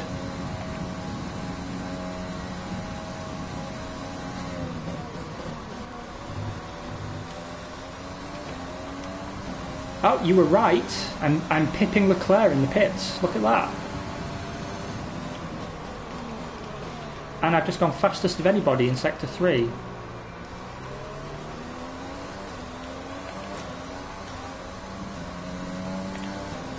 The problem is all the other cars are faster in the good places, and I'm faster in the not so good places.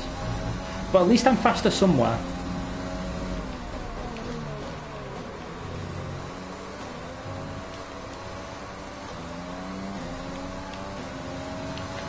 Oh wow, you closed that gap pretty quickly, Charles. I wonder if I can distract him from overtaking me by telling him he's locked his girlfriend out of his apartment again. Hamilton's in first place.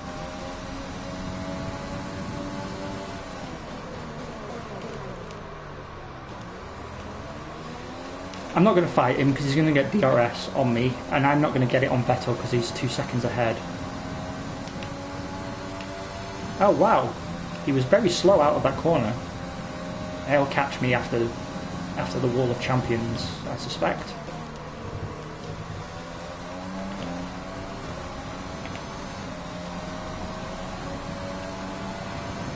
That's a very good question. I actually think Will Buxton is one of the great pun artists of our generation. But 22 rounds is a lot of rounds, assuming that we get them. So I don't know. But he will eventually. Probably when Carlos decides actually it was a terrible career move to go to Ferrari at this point in time. and leaves after one season to be replaced by, I don't know, Mick Schumacher's sister or something. I don't know. That's us down a place. Well, not being funny, Jeff, but Nando and Lando, that's just so obviously rolls off the tongue.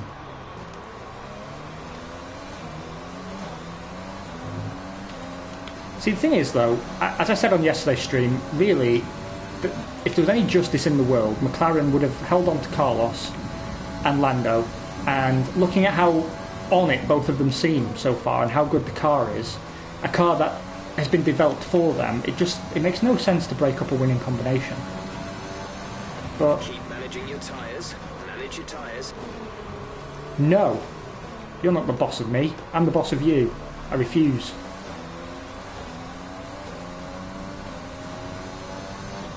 Yeah, that seems to be the thing, doesn't it? I mean, don't get me wrong, even I recognise the prestige of driving for Ferrari, but surely he has to know he's going into a team with a guy who I don't know if he can beat. That said, though, we should never forget that Carlos and Verstappen, when they were together, were the closest match teammates on the grid. So maybe he can, but I don't know. What I really hope for is that he goes in and kicks arse. Because Leclerc's on the long-term contract, so he's not going anywhere, even if Carlos beats him. And I'd love to see Carlos Sainz do well. And honestly, there's a rather dark part of me that would get almost sexual thrill out of him getting a championship before Max Verstappen.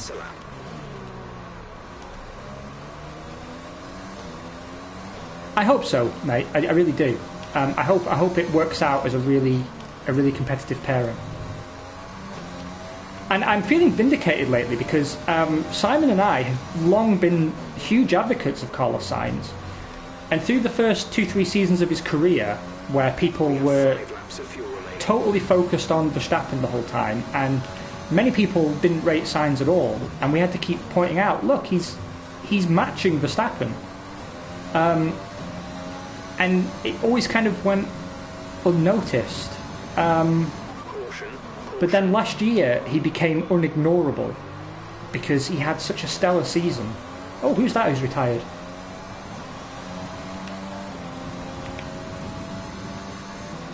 The track is clear. Green flag.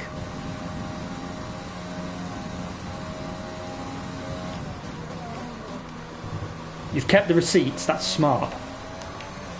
Yeah, I mean, there's a problem though, moving teams frequently. And I think Renault screwed him, but he landed on his feet. And isn't it funny how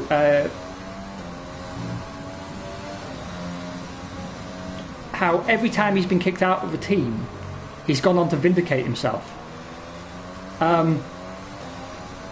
So like, Toro Rosso let him go to Renault, which was smart because Toro Rosso had his career in a chokehold, and he wasn't going to go anywhere. And then, having delivered the lion's share of points for Toro Rosso, he goes to Renault and delivers enough points to lift Renault above Toro Rosso in the Constructors' Championship, to then get fired by Renault, to then lift McLaren above Renault. It's just remarkable. I don't think I've ever seen a driver get so much right and still not receive the respect he deserves for it. But I think that's starting to change now. I think the end of last season, he started really winning people over, and it makes me very happy because he deserves it. He's that rare combination of a genuinely nice guy and a true competitor who's got the edge that it takes to race wheel to wheel. And can I say as well, I was super impressed by both Lando and Carlos when they were racing each other in Austria. Because that was some real racing. Like, they were going at it, but it was still respectful, and they didn't jeopardise the team's result. And Like, as a team owner, you can't be more happier than that.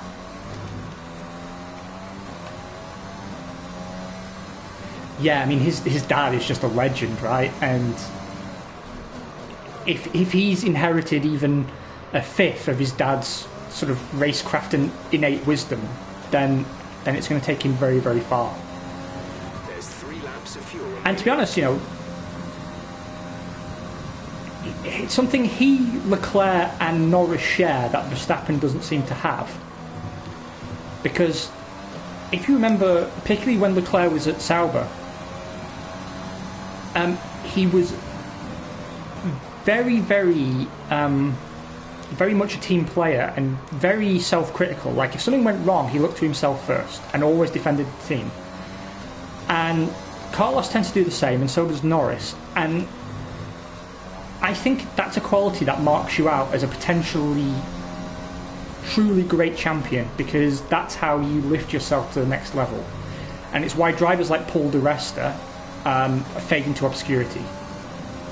And Verstappen has enough innate pace and talent that he can get away with being a bit petulant sometimes, but in his defence, he has matured, and that was all I ever wanted from him. Because, you know, back in the podcasts in 2015, 2016, when people were a little upset with us that we were bumping Sainz but being a bit harsh on Verstappen, people thought that we just hated Verstappen, and that was never the case at all. You could see straight away that Verstappen was potentially a once-in-a-generation talent, but he was throwing it away by being too impatient. He was so obsessed with becoming the world champion, the youngest world champion in history, that he was making silly mistakes and being too aggressive, and he was driving a little bit like he was in a video game. And then, it got to the point where even Christian Horner had to take him to one side and say, look, you won't be able to hold on to your seat if you keep driving like this. And eventually, his hothead cooled a little bit, and it's still there. But then, he went on last year to have a remarkable season. And I think this year you can't discount him for anything.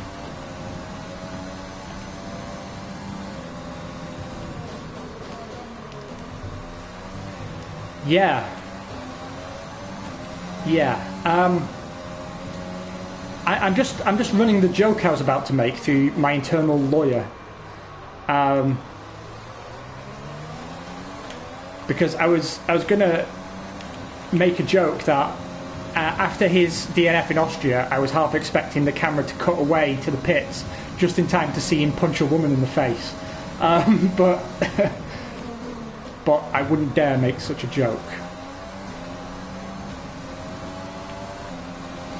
I actually have a buddy from the Netherlands who told me that, yes, he was nicknamed Jos the Boss, but in some circles in the Netherlands, I never heard this nickname, but it was my favourite nickname ever once I heard it.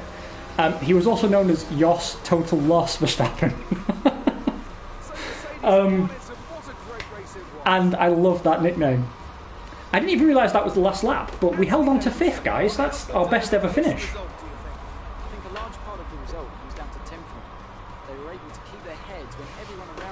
There was no way we had the pace to keep the Mercedes or Ferraris behind us, but we had an excellent start up to P2, and I think bringing it home P5 in the face of Max Verstappen putting some pressure on us. I'm a happy bunny. I like it a lot. Who's writing to me?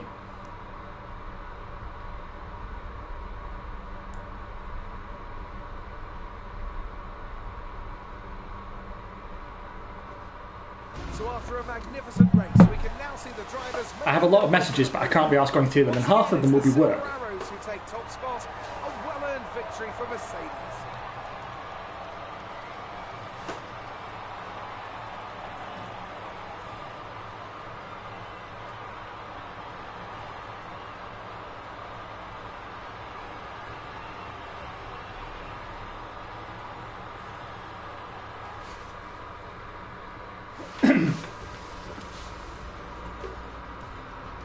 Oh, nice, we got some more pretend money.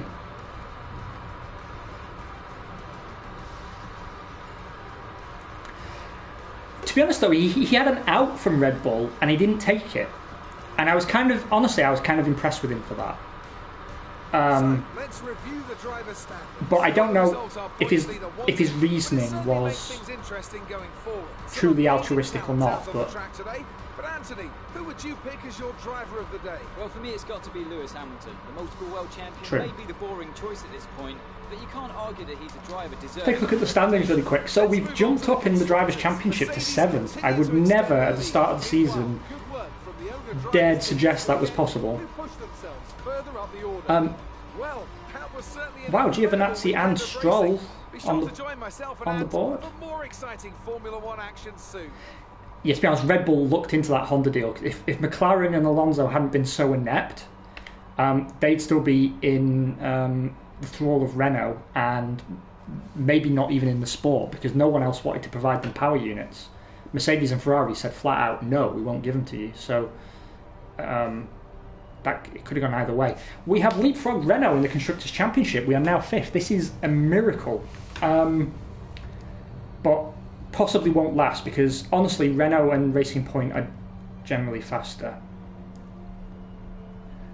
I think it will stay with McLaren branding, but I tell you what, when they have that Mercedes power unit, I think they're going to be really dangerous.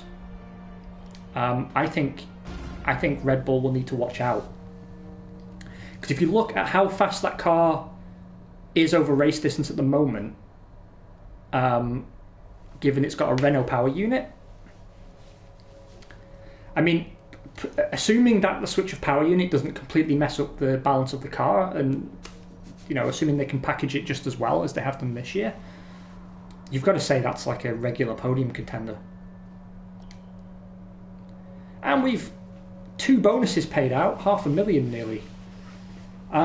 We must now be 2 weeks away from firing Jordan King and replacing him with perhaps Mick Schumacher.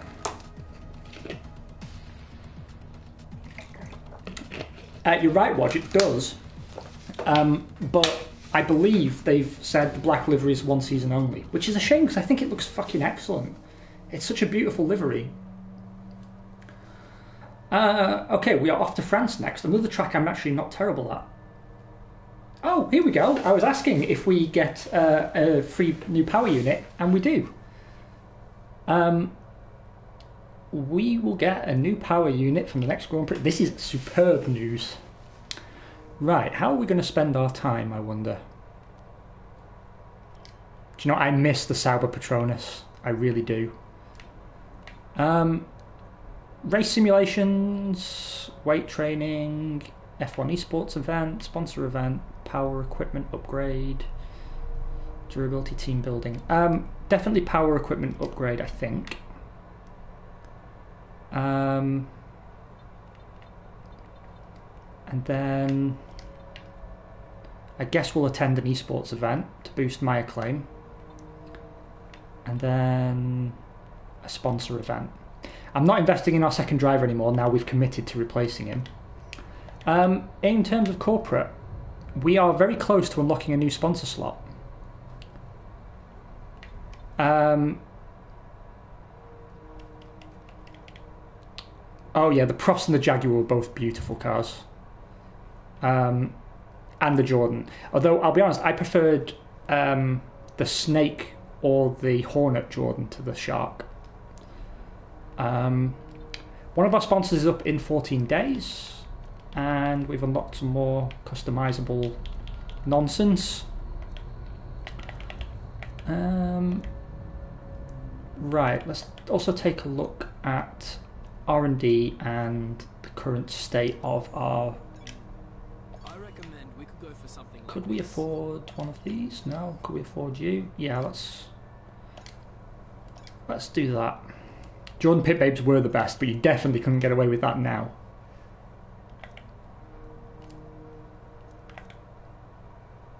I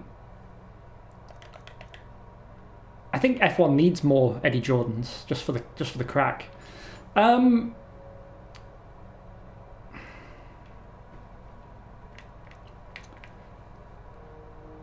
going to go through the French Grand Prix with a compromised engine.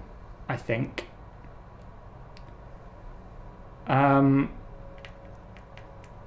And then, yeah, Eddie Irvine as a team owner. You read my fucking mind. That would be so good, wouldn't it? Just amazing.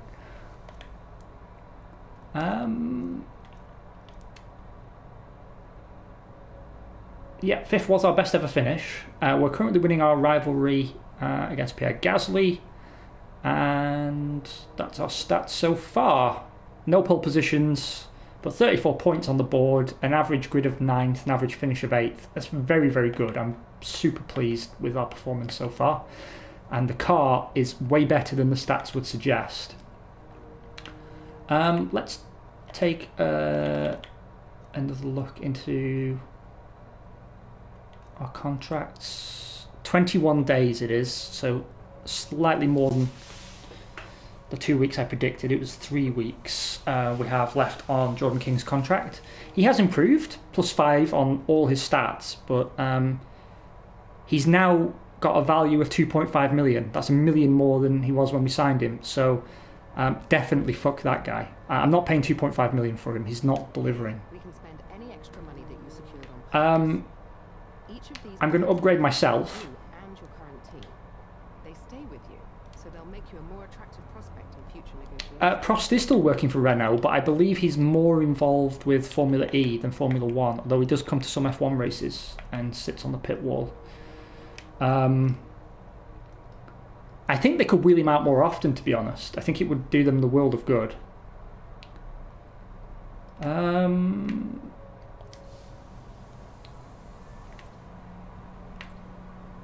I'm not going to spend any more on the factory because we have to hire a driver first, and then I'll spend the money that's left over on the factory. But I want to make sure that when the time comes to renew contracts, we're not stuck with the absolute worst driver.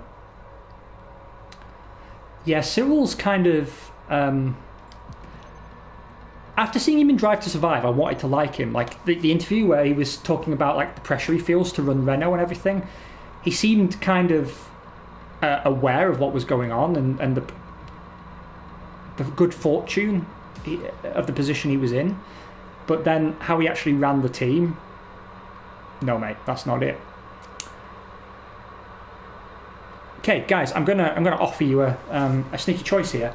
I have work early tomorrow, so I can't go on that much longer. Maybe another hour or so.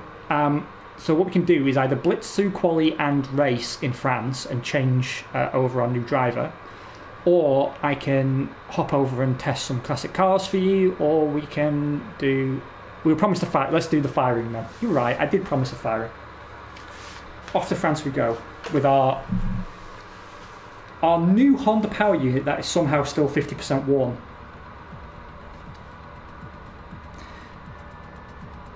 I have a love-hate relationship with this circuit.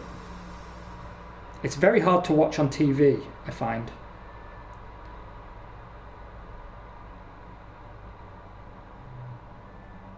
Yeah, doesn't it hurt your eyes? It's not...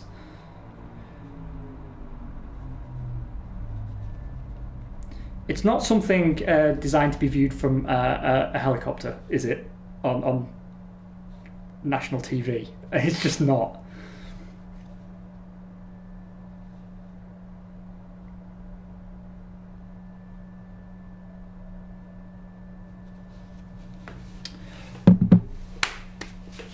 But assuming that the wear on the power unit doesn't damage us too much, we should be able to get some points here today, and that will lead somewhere good. I'm certain of it. Don't get too comfortable there, King. You're on your way out. Yeah, looking at me over the screen, I see you.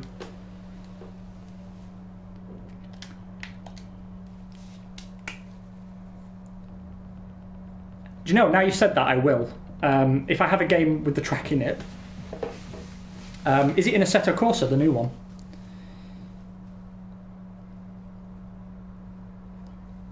Then I will, for your amusement, and I'll give you my feedback.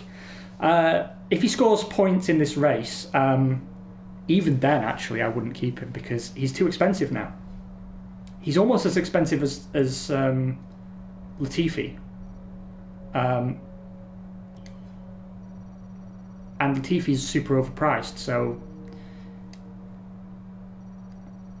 Yes, okay, if he's on the podium, yes, he can keep his job. Oh yes, please do, because I'm getting better at building my own setups, but it takes me forever, and I'm working so much that it's hard to find the time, really. I'm looking forward to this weekend because I'm going to take a good block of like 4 or 5 hours, sit with my wheel, and just.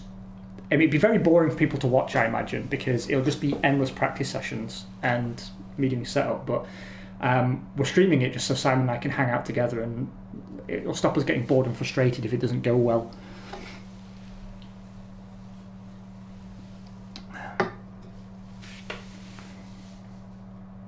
But I'll buy it very soon, actually, before the end of this month, I think. Right now,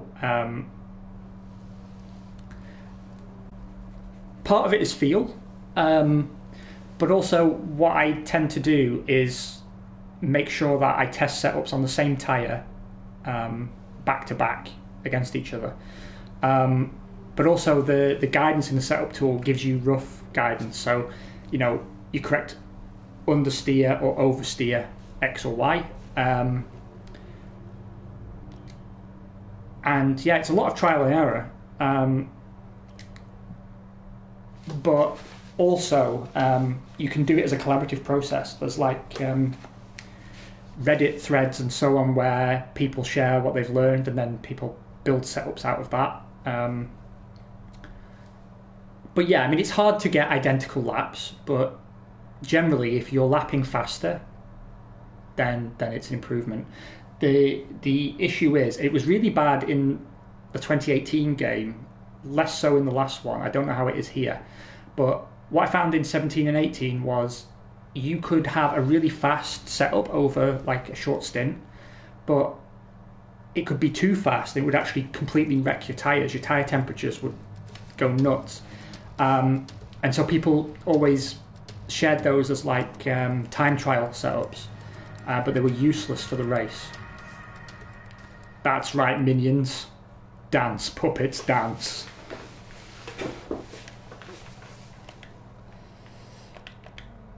Do you know, though, the difficulty setting needs to go up again for sure, because I just realised I'm doing all this on default setups. If I was using proper setups, we'd be winning the Constructors' World Championship, I think. And Jordan King would still have scored no points.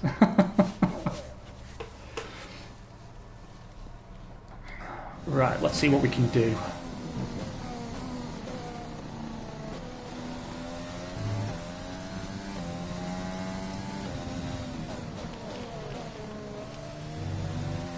Tell you what though, our car should suit this circuit quite well because it holds really nicely in fast corners, which not many cars do actually. I know the Williams doesn't. Like, it has a tendency you have to come off the throttle in fast corners because it won't hold the racing line. This car, I had some trouble with it in the fast corners in Spain, but otherwise it's slow corners that sort of bamboozle it a little bit, or me taking a bad line like that because I broke too late. But in general, it holds very, very nicely. Oh, what am I doing?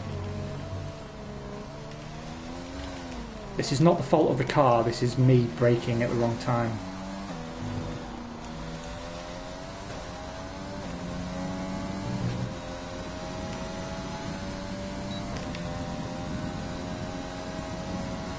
I always get a banker in because I've been caught out by the rain too many times.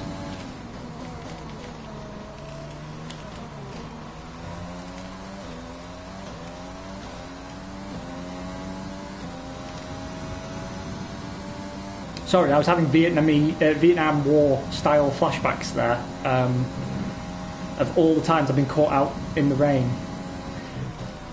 And actually, there's a really good classic episode of the Failcast podcast from, I want to say 2015, where we drove Spain and it rained super hard out of nowhere on the last lap, and both of us went from fairly respectable positions to dead last, and we couldn't keep the car pointing in the right direction. It was fucking ridiculous, but it was so funny. Yeah, not a good lap time, but I knew that. We can save it though.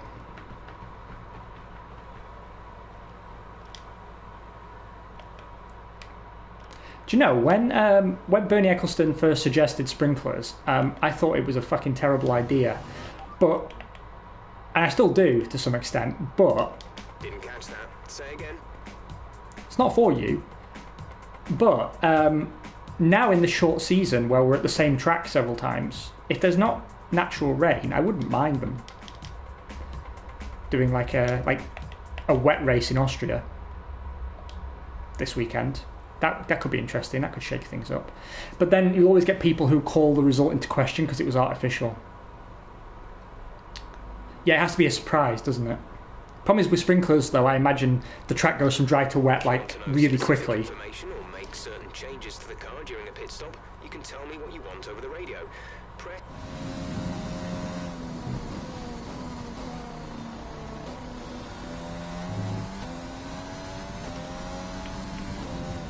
Then again, you never know, it might actually rain naturally in Austria this weekend. I mean, I saw it was throwing it down in the paddock on Saturday, but cleared up in time for qualifying, and then rained afterwards. And don't know, it's always funny in the mountains, you get some strange weather. Oh, my yellow engine warning light has gone to orange. Okay, there's 2 minutes left in this session and we're in the drop zone. We need a quick lap, or that's qualifying over for us.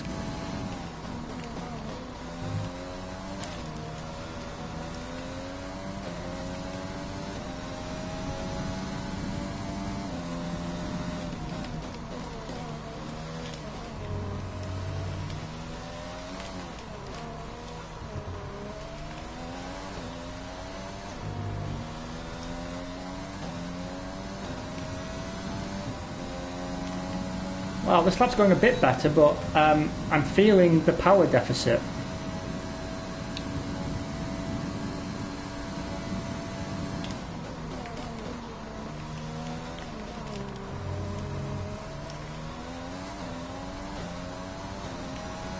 Riding that curve has cost me about a tenth as well.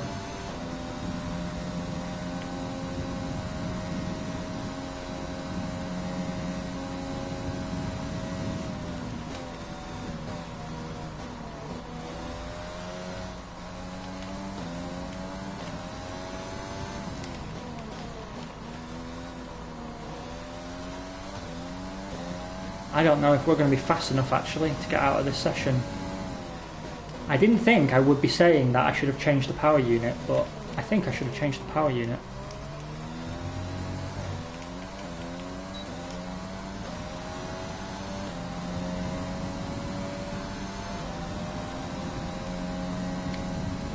Yeah, not a good lap.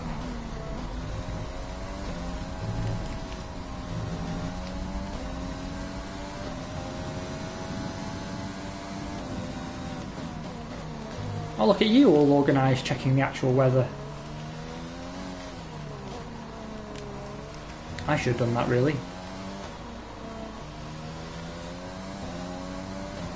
Yeah, this lap's a write-off. Okay, I don't think we're going to get into Q3 this time because the power unit is going to let us down.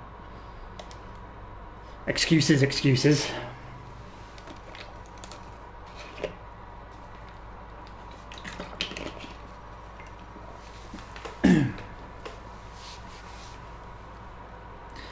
Actually, I bet rain at Zandvoort is very interesting because of the banking.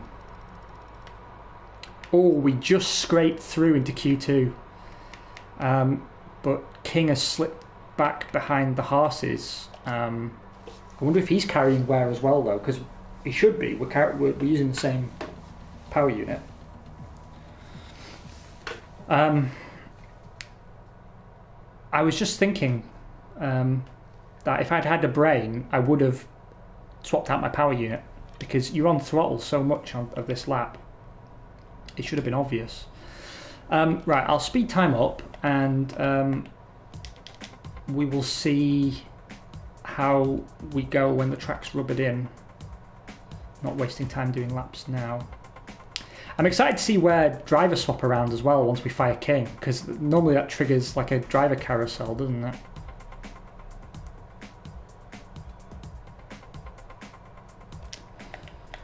Okay. Please no traffic, please no traffic, please no traffic.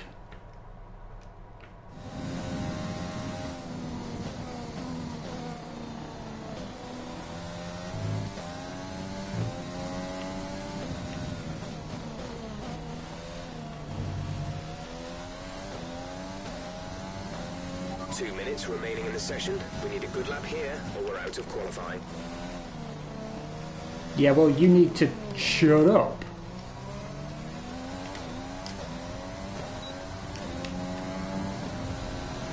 Okay, I mean, honestly, I don't know how much more I've got to give.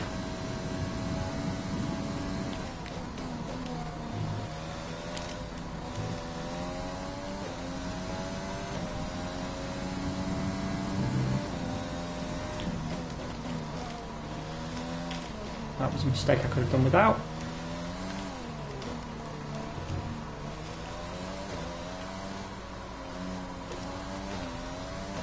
Lost time there as well.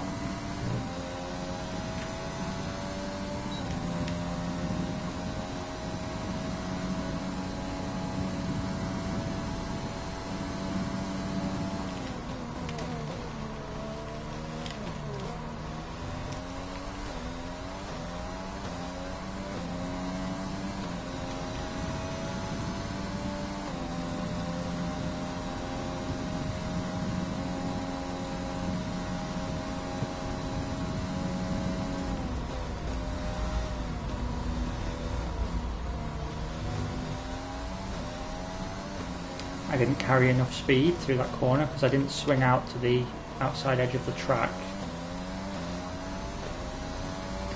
Something on my car is red.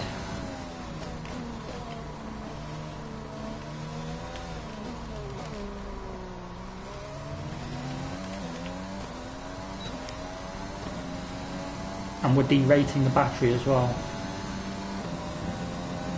Yeah, 14th. I mean, honestly, I think that's the absolute best I could do with the car in its current condition. I have to hope we're better on race pace. I might go reverse strategy again though. Start on the harder tyre, go long on my first stint, and then finish on the fast tyre and see if it works for me like it did in the Netherlands.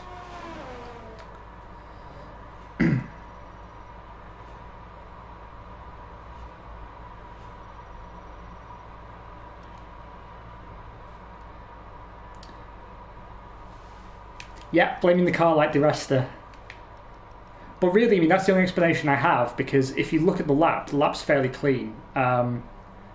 Especially my last one. I mean, there were still one or two mistakes on there that cost me, you know, fractions of tenths. But given the pace that you saw in the last Grand Prix and the one before, the only difference now is the engine.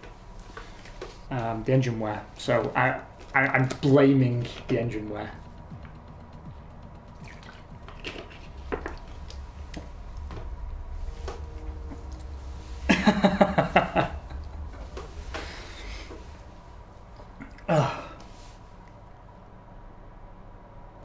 Why have this is a bug as well. Have you noticed the sponsor logos occasionally drop off the car and the race suits and the caps and everything?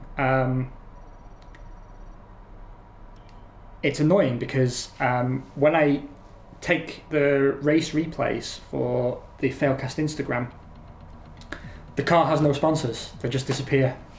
It's a known bug, but it won't get fixed until the official launch day after tomorrow. Right. One more race. And then we are firing Jordan King. And then I'm going to hang my laundry up and go to bed. Because I'm essentially a rock star. And that's the life I live. It's a fast life. I'll die young. But my laundry will be fucking immaculate.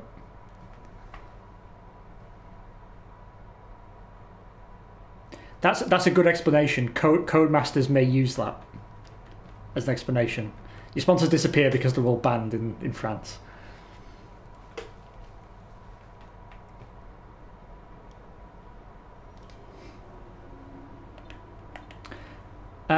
I have got a form to fill in to give feedback about the game, and I am definitely going to suggest that this screen be removed between quali and race, because I don't know why you need to come back here.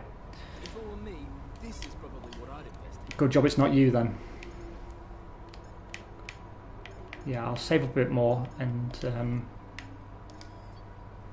get another. I also said it would be nice to be able to fire Jeff, or at least have, you know, one or two more voice acted alternatives. Yeah, Jeff and Jeff, and one of them is evil, and it's the same character model just with a mustache. I think I'd allow that. I know it's not true F1 simulation, it's not very authentic, but I would like it. Yeah, 4 race engineers that are all variations on Jeff, like a gender swap and a race swap and an evil swap. I think that would be cool. And then halfway through the season you have to fire him for blacking up. Because it's the same guy all along.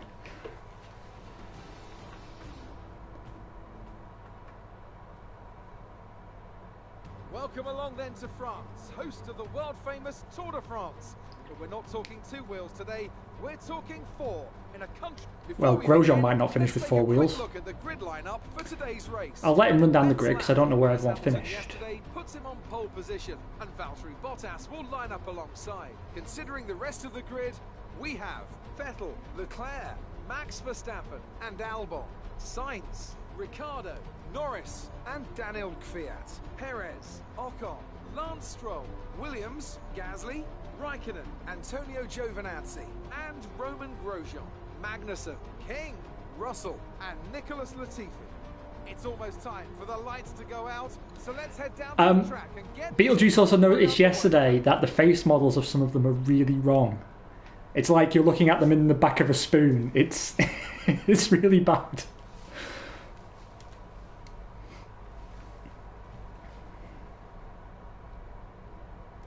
They also haven't given Lewis Hamilton his dreadlocks, which I'm hoping they patch in. His dreads hanging out the back of his cap.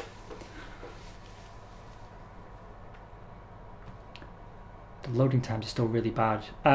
What I'm worried about is that I have the same bug again that killed the stream last night, where I had to reinstall the game in order to carry on playing it. Well, that's easy to say, Jeff, but the car's falling apart, so... It is a pretty game though, isn't it? When the graphics load in properly.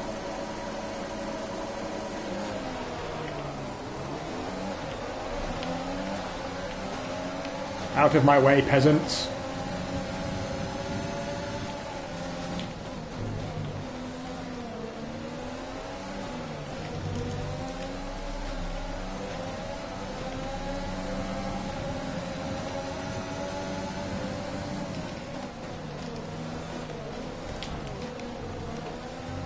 You see, I was a bit... Fuck. Sorry. I thought that was going to look really, really good in the end, because I got by where I really shouldn't have done. But then I just ran into the back of Stroll like a complete tool.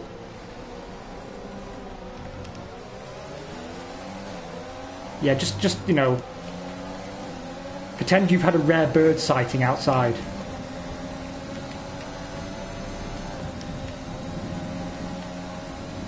I think if it's on lap 1, it doesn't count. That should be the rule.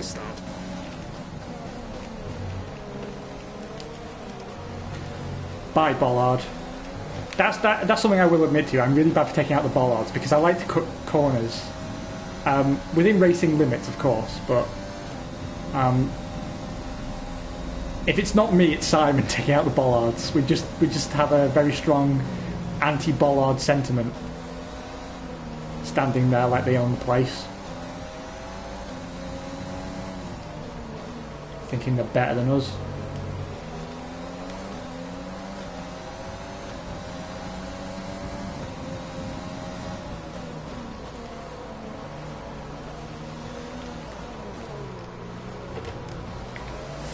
That's my almost crashed into the back of Mexican face.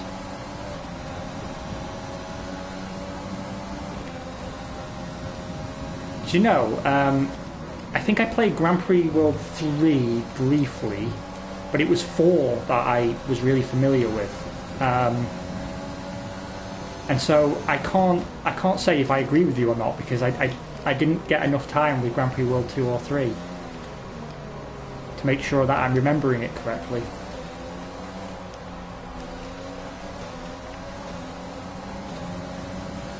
But I'll be honest with you, I don't actually really know how good the crash modelling is in this version of the game, because I've not had big smashes so far.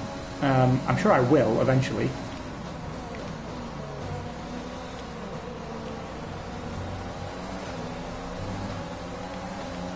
I just realised I didn't do my reverse strategy that I planned, but actually, given how fast the cars around me are, it's probably for the best.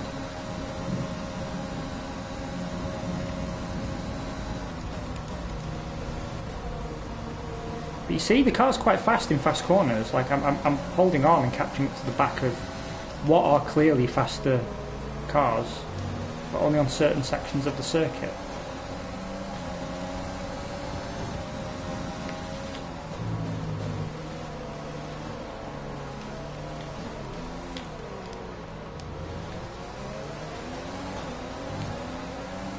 Do you know, I had been thinking about doing a Grand Prix 4 stream at some point. I really had.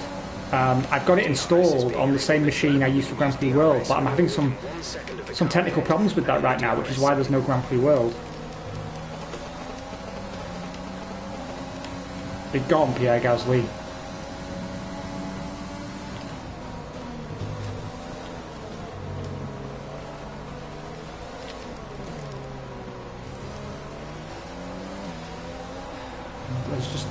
There's so few good places to overtake if you don't have the pace to do it like here.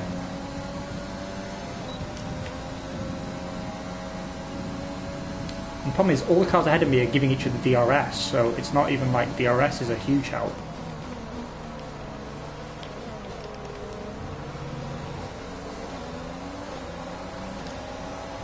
Okay, we're monitoring somewhere on the ICE. Be aware that we will start to see a loss of power.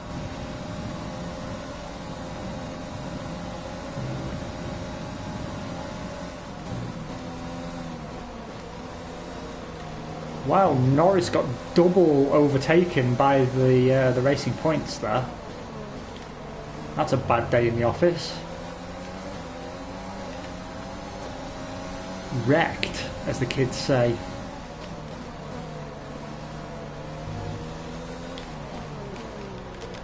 He might be overtaken by me if I get a clean getaway.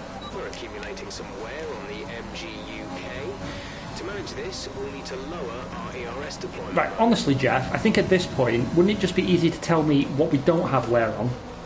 Because it's absolutely a shorter list. We're approaching the pit window. You'll be on the mediums. We're approaching the pit window. You'll be on bricks because the car's naffed.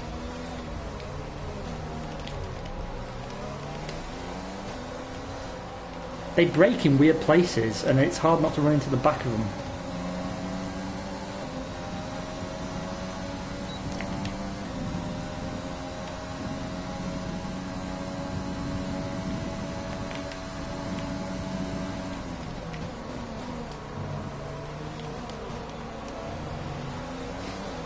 It makes me wonder, actually, with the... Right, we have a very worn-out MGUK. Our battery charge speed is suffering, and if Be it quiet, gets much Jeff. worse, we could be forced to retire. Oh, so there are retirements for the player. That's awesome. That's really, really cool. I hope he's not just saying that.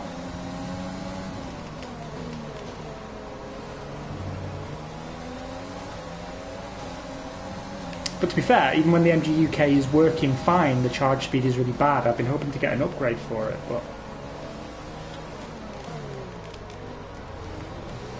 let's try taking a different exit. Took in the slipstream. No, he's got...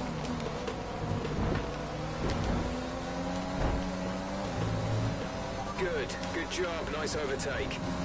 It was. I know, Beetlejuice, right now you're thinking, you bastard, you've made Norris spin. But I was past him and he continued to just drive into the side of me. So I'm accepting that as clean on my part.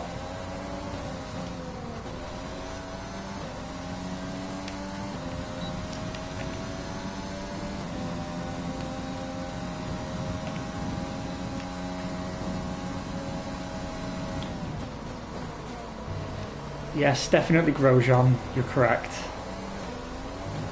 But no, come on, I mean, he locked up, right, because you saw the smoke, he ran out wide, I went down the inside, it was a bit of a naughty move, but I had clearly got past him, and then as we turned into the next corner and he was on the inside, I was still way ahead of him, and he just ran out into the side of me.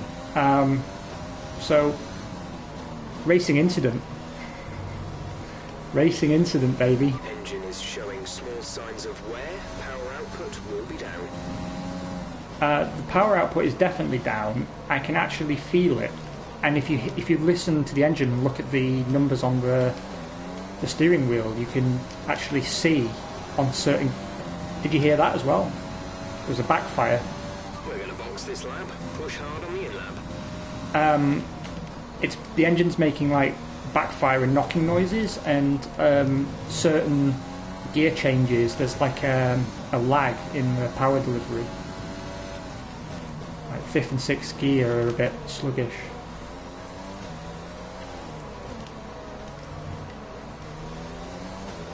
Okay. I don't know actually. 1.8 seconds.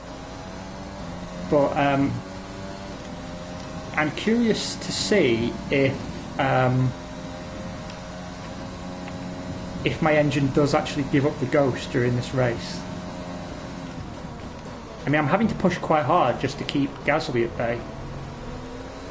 So it's not like I can just take it easy and coast.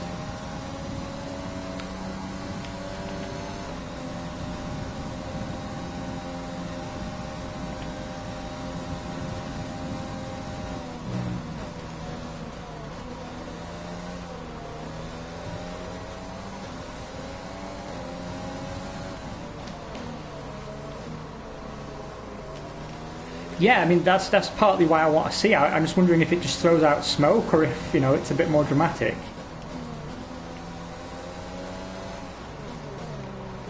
I braked. See? I braked. Do you know, that moment was seared into my mind as a child.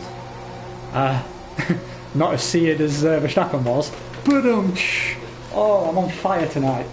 Oh, I don't get paid enough. Complete, go now. Haha! On Rocky, Kimusabi. Pit strategy complete. See these tyres through to the end now.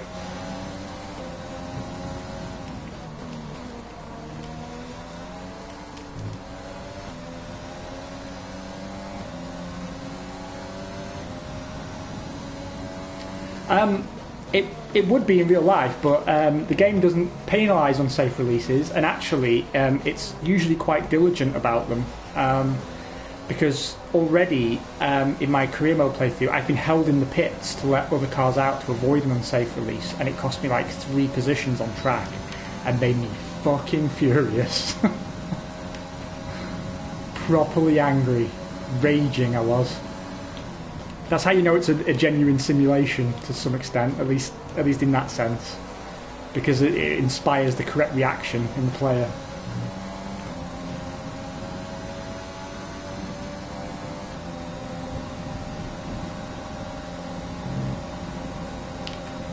Right, either I'm going to be overtaken by a Frenchman or my engine's going to expire, and they're both pretty embarrassing, but I think on balance I'd rather take the exploding engine. So if you're going to give up engine, it'd be just great if you do it now. I mean, that shade of orange is getting darker and darker, so it must be giving up. Oh, do you know, if I'd been just ever so slightly nearer to Ricciardo there, I would have got him.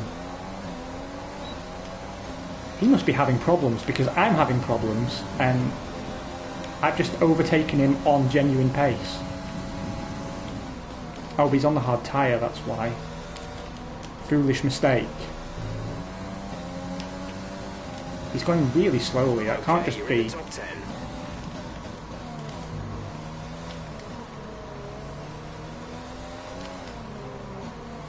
I have no idea how I got up to 9th, but I'm prepared to accept it.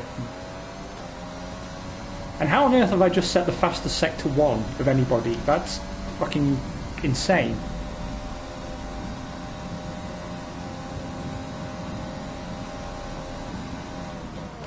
Watch this, I'll get some more overtakes, it'll look like I'm on for good points, and then, boom, the engine will give out. You know that's what's going to happen. Car ahead, now running medium tyres. Let's see what Jeff says. Vehicle condition. Tyre condition is still looking good. That's not what I asked you, you ignorant prick. He's so racist, he can't understand my accent. I shall take him to the European Court of Human Rights.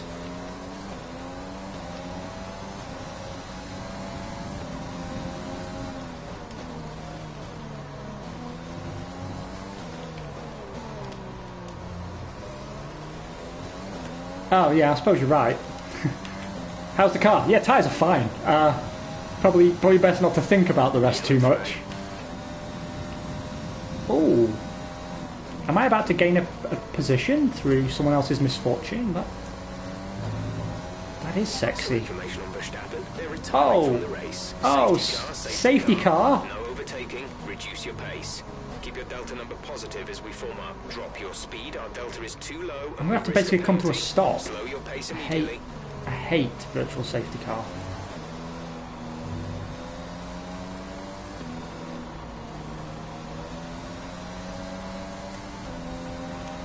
Well, fuel to lean.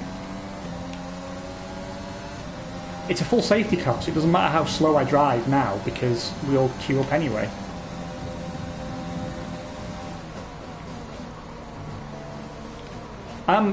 It did cross my mind actually, but I don't know if I've got another set.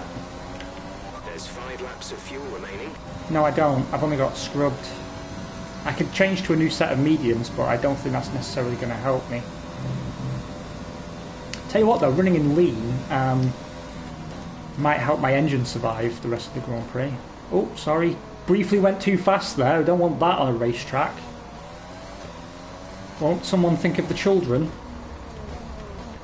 It's not like me catching the queue quicker would get the racing going again. Okay, slow down, slow down. Your delta is negative, which means you are too fast. Reduce your pace. So annoying. And now it doesn't matter. Now it doesn't care. That's why it annoys me. People always tell me on the replay of the podcast I complain about the VSC too much, but it's specifically that annoys me. Because you have to drive really, really slowly until you get to the line, and now I can go as fast as I want until I catch the safety car queue. It's the most pointless restriction in the world, and all it does is make sure you're on the safety car longer.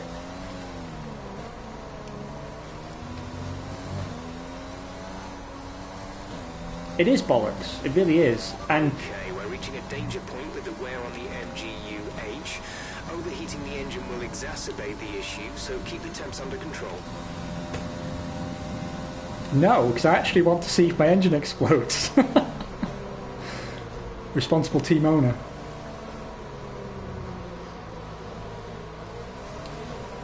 Oh, God, the top of the screen is just painful. Could you imagine getting an instruction that gives more emotional pain than that?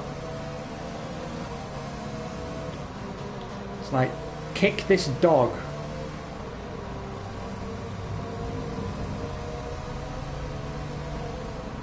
Like, almost on principle, I'm prepared to be disqualified by refusing to drive behind Lance Stroll.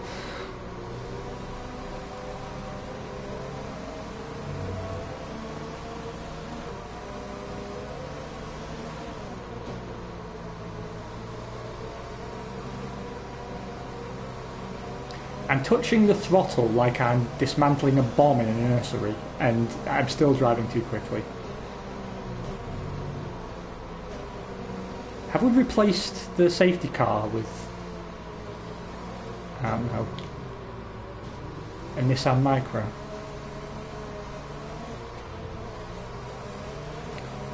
Well, good news, race fans. My rear tyres are cold, and you get the benefit of watching me drive like that another lap. I don't know how you will contain the excitement, but I'm sure you're glad to be here for this thrill-a-minute experience.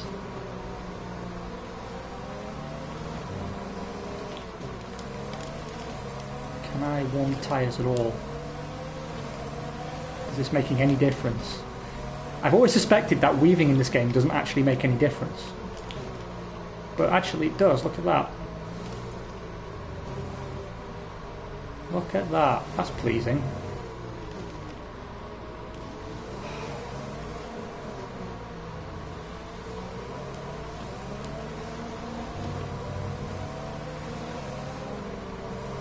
The turbocharger is on its last legs. Let's try to keep mileage on it to a minimum. Give up. You can't win. Fucking Captain Demoralisation in the pits there. Is that rain? Or was it just a glitch in the graphics?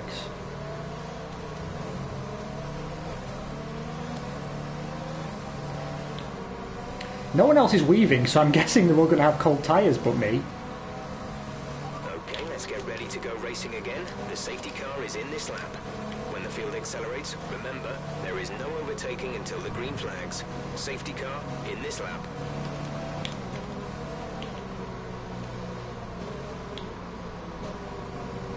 I'm changing to rich now, even though it's stupid to, because I want to make sure that I don't have an accident by messing with it through one of the corners.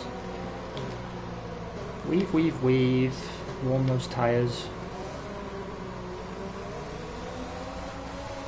Because I do know that cold tyres in this game are slippery as all balls, so I definitely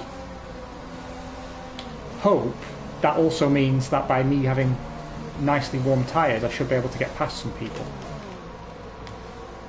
Yeah, just speed up and then brake rapidly, why not? Okay, the incident has been cleared. Let's get back up to racing speed.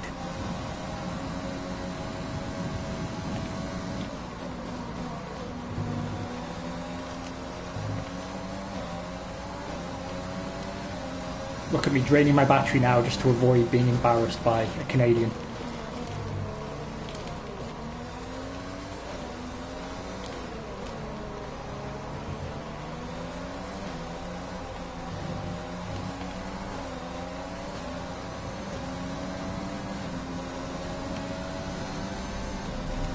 Do you know, I actually was thinking that, because in previous games when I've weaved, sometimes I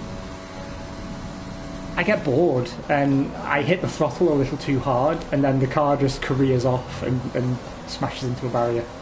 If I had done that though, would it make you feel better if I said, honestly, I wouldn't flashback it because it'd be too funny? It has to become canon.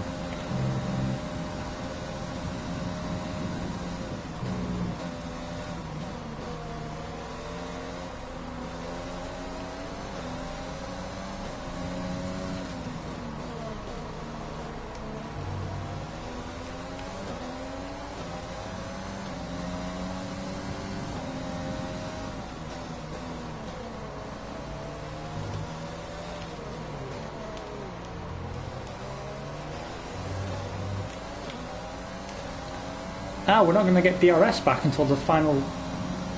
No, we won't actually get DRS back at all. This is your final lap of the race.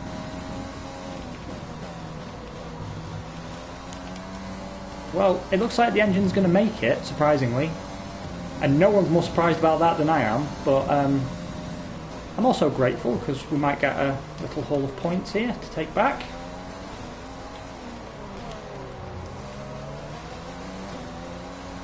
Do you know, I will at least use it in practice for sure, to see if it fails.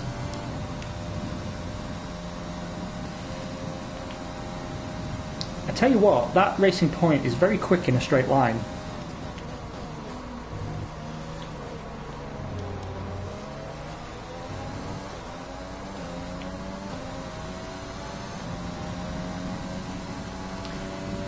Yeah, I'll take 8th, given that there was no way I could have qualified better than 14th, it felt like. 8th feels like a podium.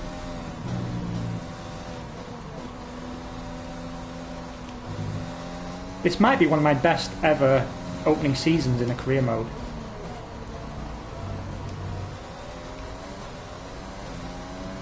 So little has gone wrong comparatively. And, you know, some of it has been luck, for sure. Like my accidental overtake at Zandvoort. But we're approaching halfway of the season. We're not far away. One more stream, I think. Or 1.5 more streams. Okay, pick up rubber and bring it home. You pick up rubber.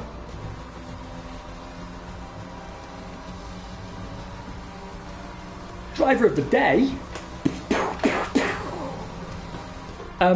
Actually, I can do that. I don't know why I didn't think of that. I can just keep downshifting when I shouldn't.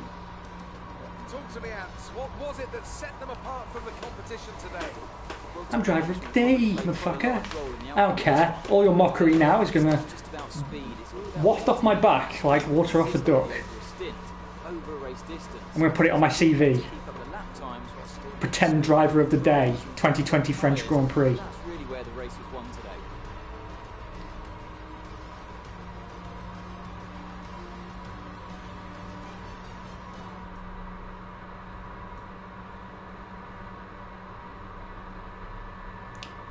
And I think getting driver of the day, that should unlock some special podium points. A real team victory today. Everybody played their part. Congratulations then to Mercedes. Double podium for Ferrari, that's handy. Today. It's unrealistic, but, you know, nice. Am I right in thinking Mercedes have won every Grand Prix of the season so far? I think they have.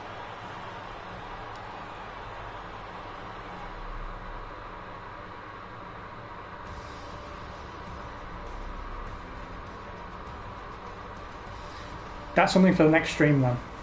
I will deliberately shift at inappropriate times and see if we can't really fuck the engine.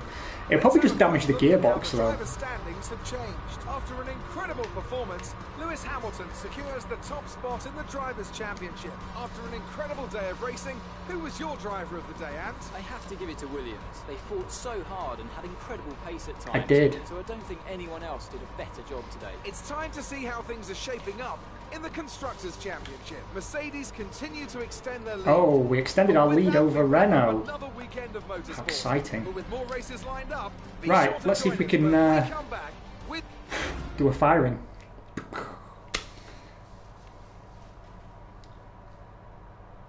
Hopefully his contract is up before the next Grand Prix. If it's not, then I have to let you down. Let's have your thoughts.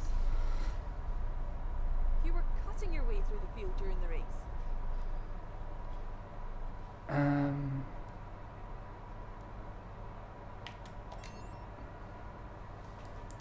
Cheer up the Arrow boys. You're smashing everyone's expectations, isn't it? There's quite a buzz around this team at the moment. What are your thoughts on it? If there's a buzz, it's because they deserve it. Appreciate your time.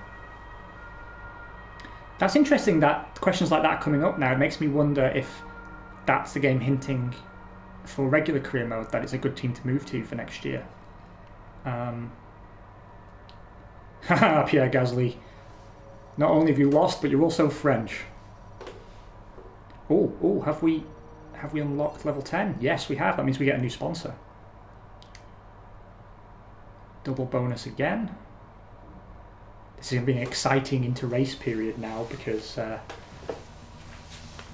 we can fire a man and leave him destitute and broken-spirited and replace him with a cheap imitation. And then we get to sign a new sponsor as well and redesign our livery a little bit. Although I might save the redesigned livery for the next stream because I have I have to be a responsible adult and get up early in the morning. Yeah, manage sponsors, please. Right. This is always difficult. It's always difficult. But I think we should go for some higher paying ones if we can.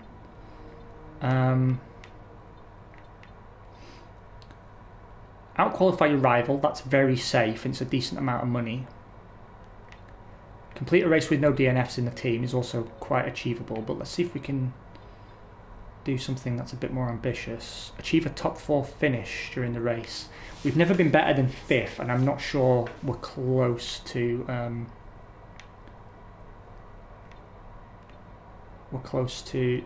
achieving that reliably yet.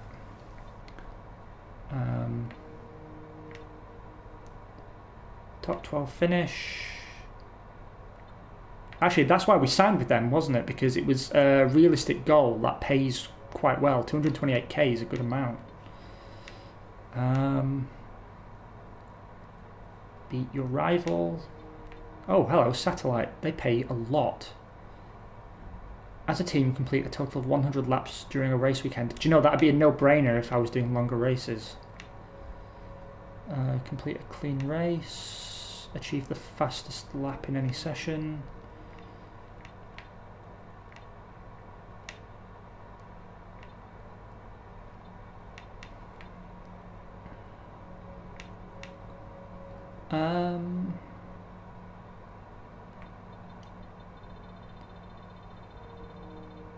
This is actually difficult. I think ANF's a good one.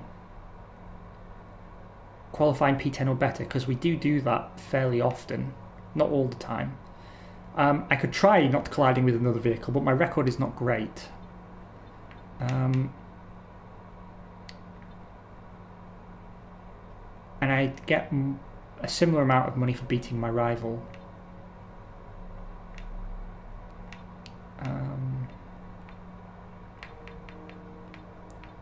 Yeah, I'm going to take the beat your rival one. And I'm going to re-sign Pay Night, because if I finish in the top 10, it gives me the goal bonus. It gives me a goal bonus that triggers twice. I'm sorry, Waj, I saw that too late, mate, but when my next sponsor is up, I will do that. At the moment, I'm just trying to make sure I've got money to upgrade the factory.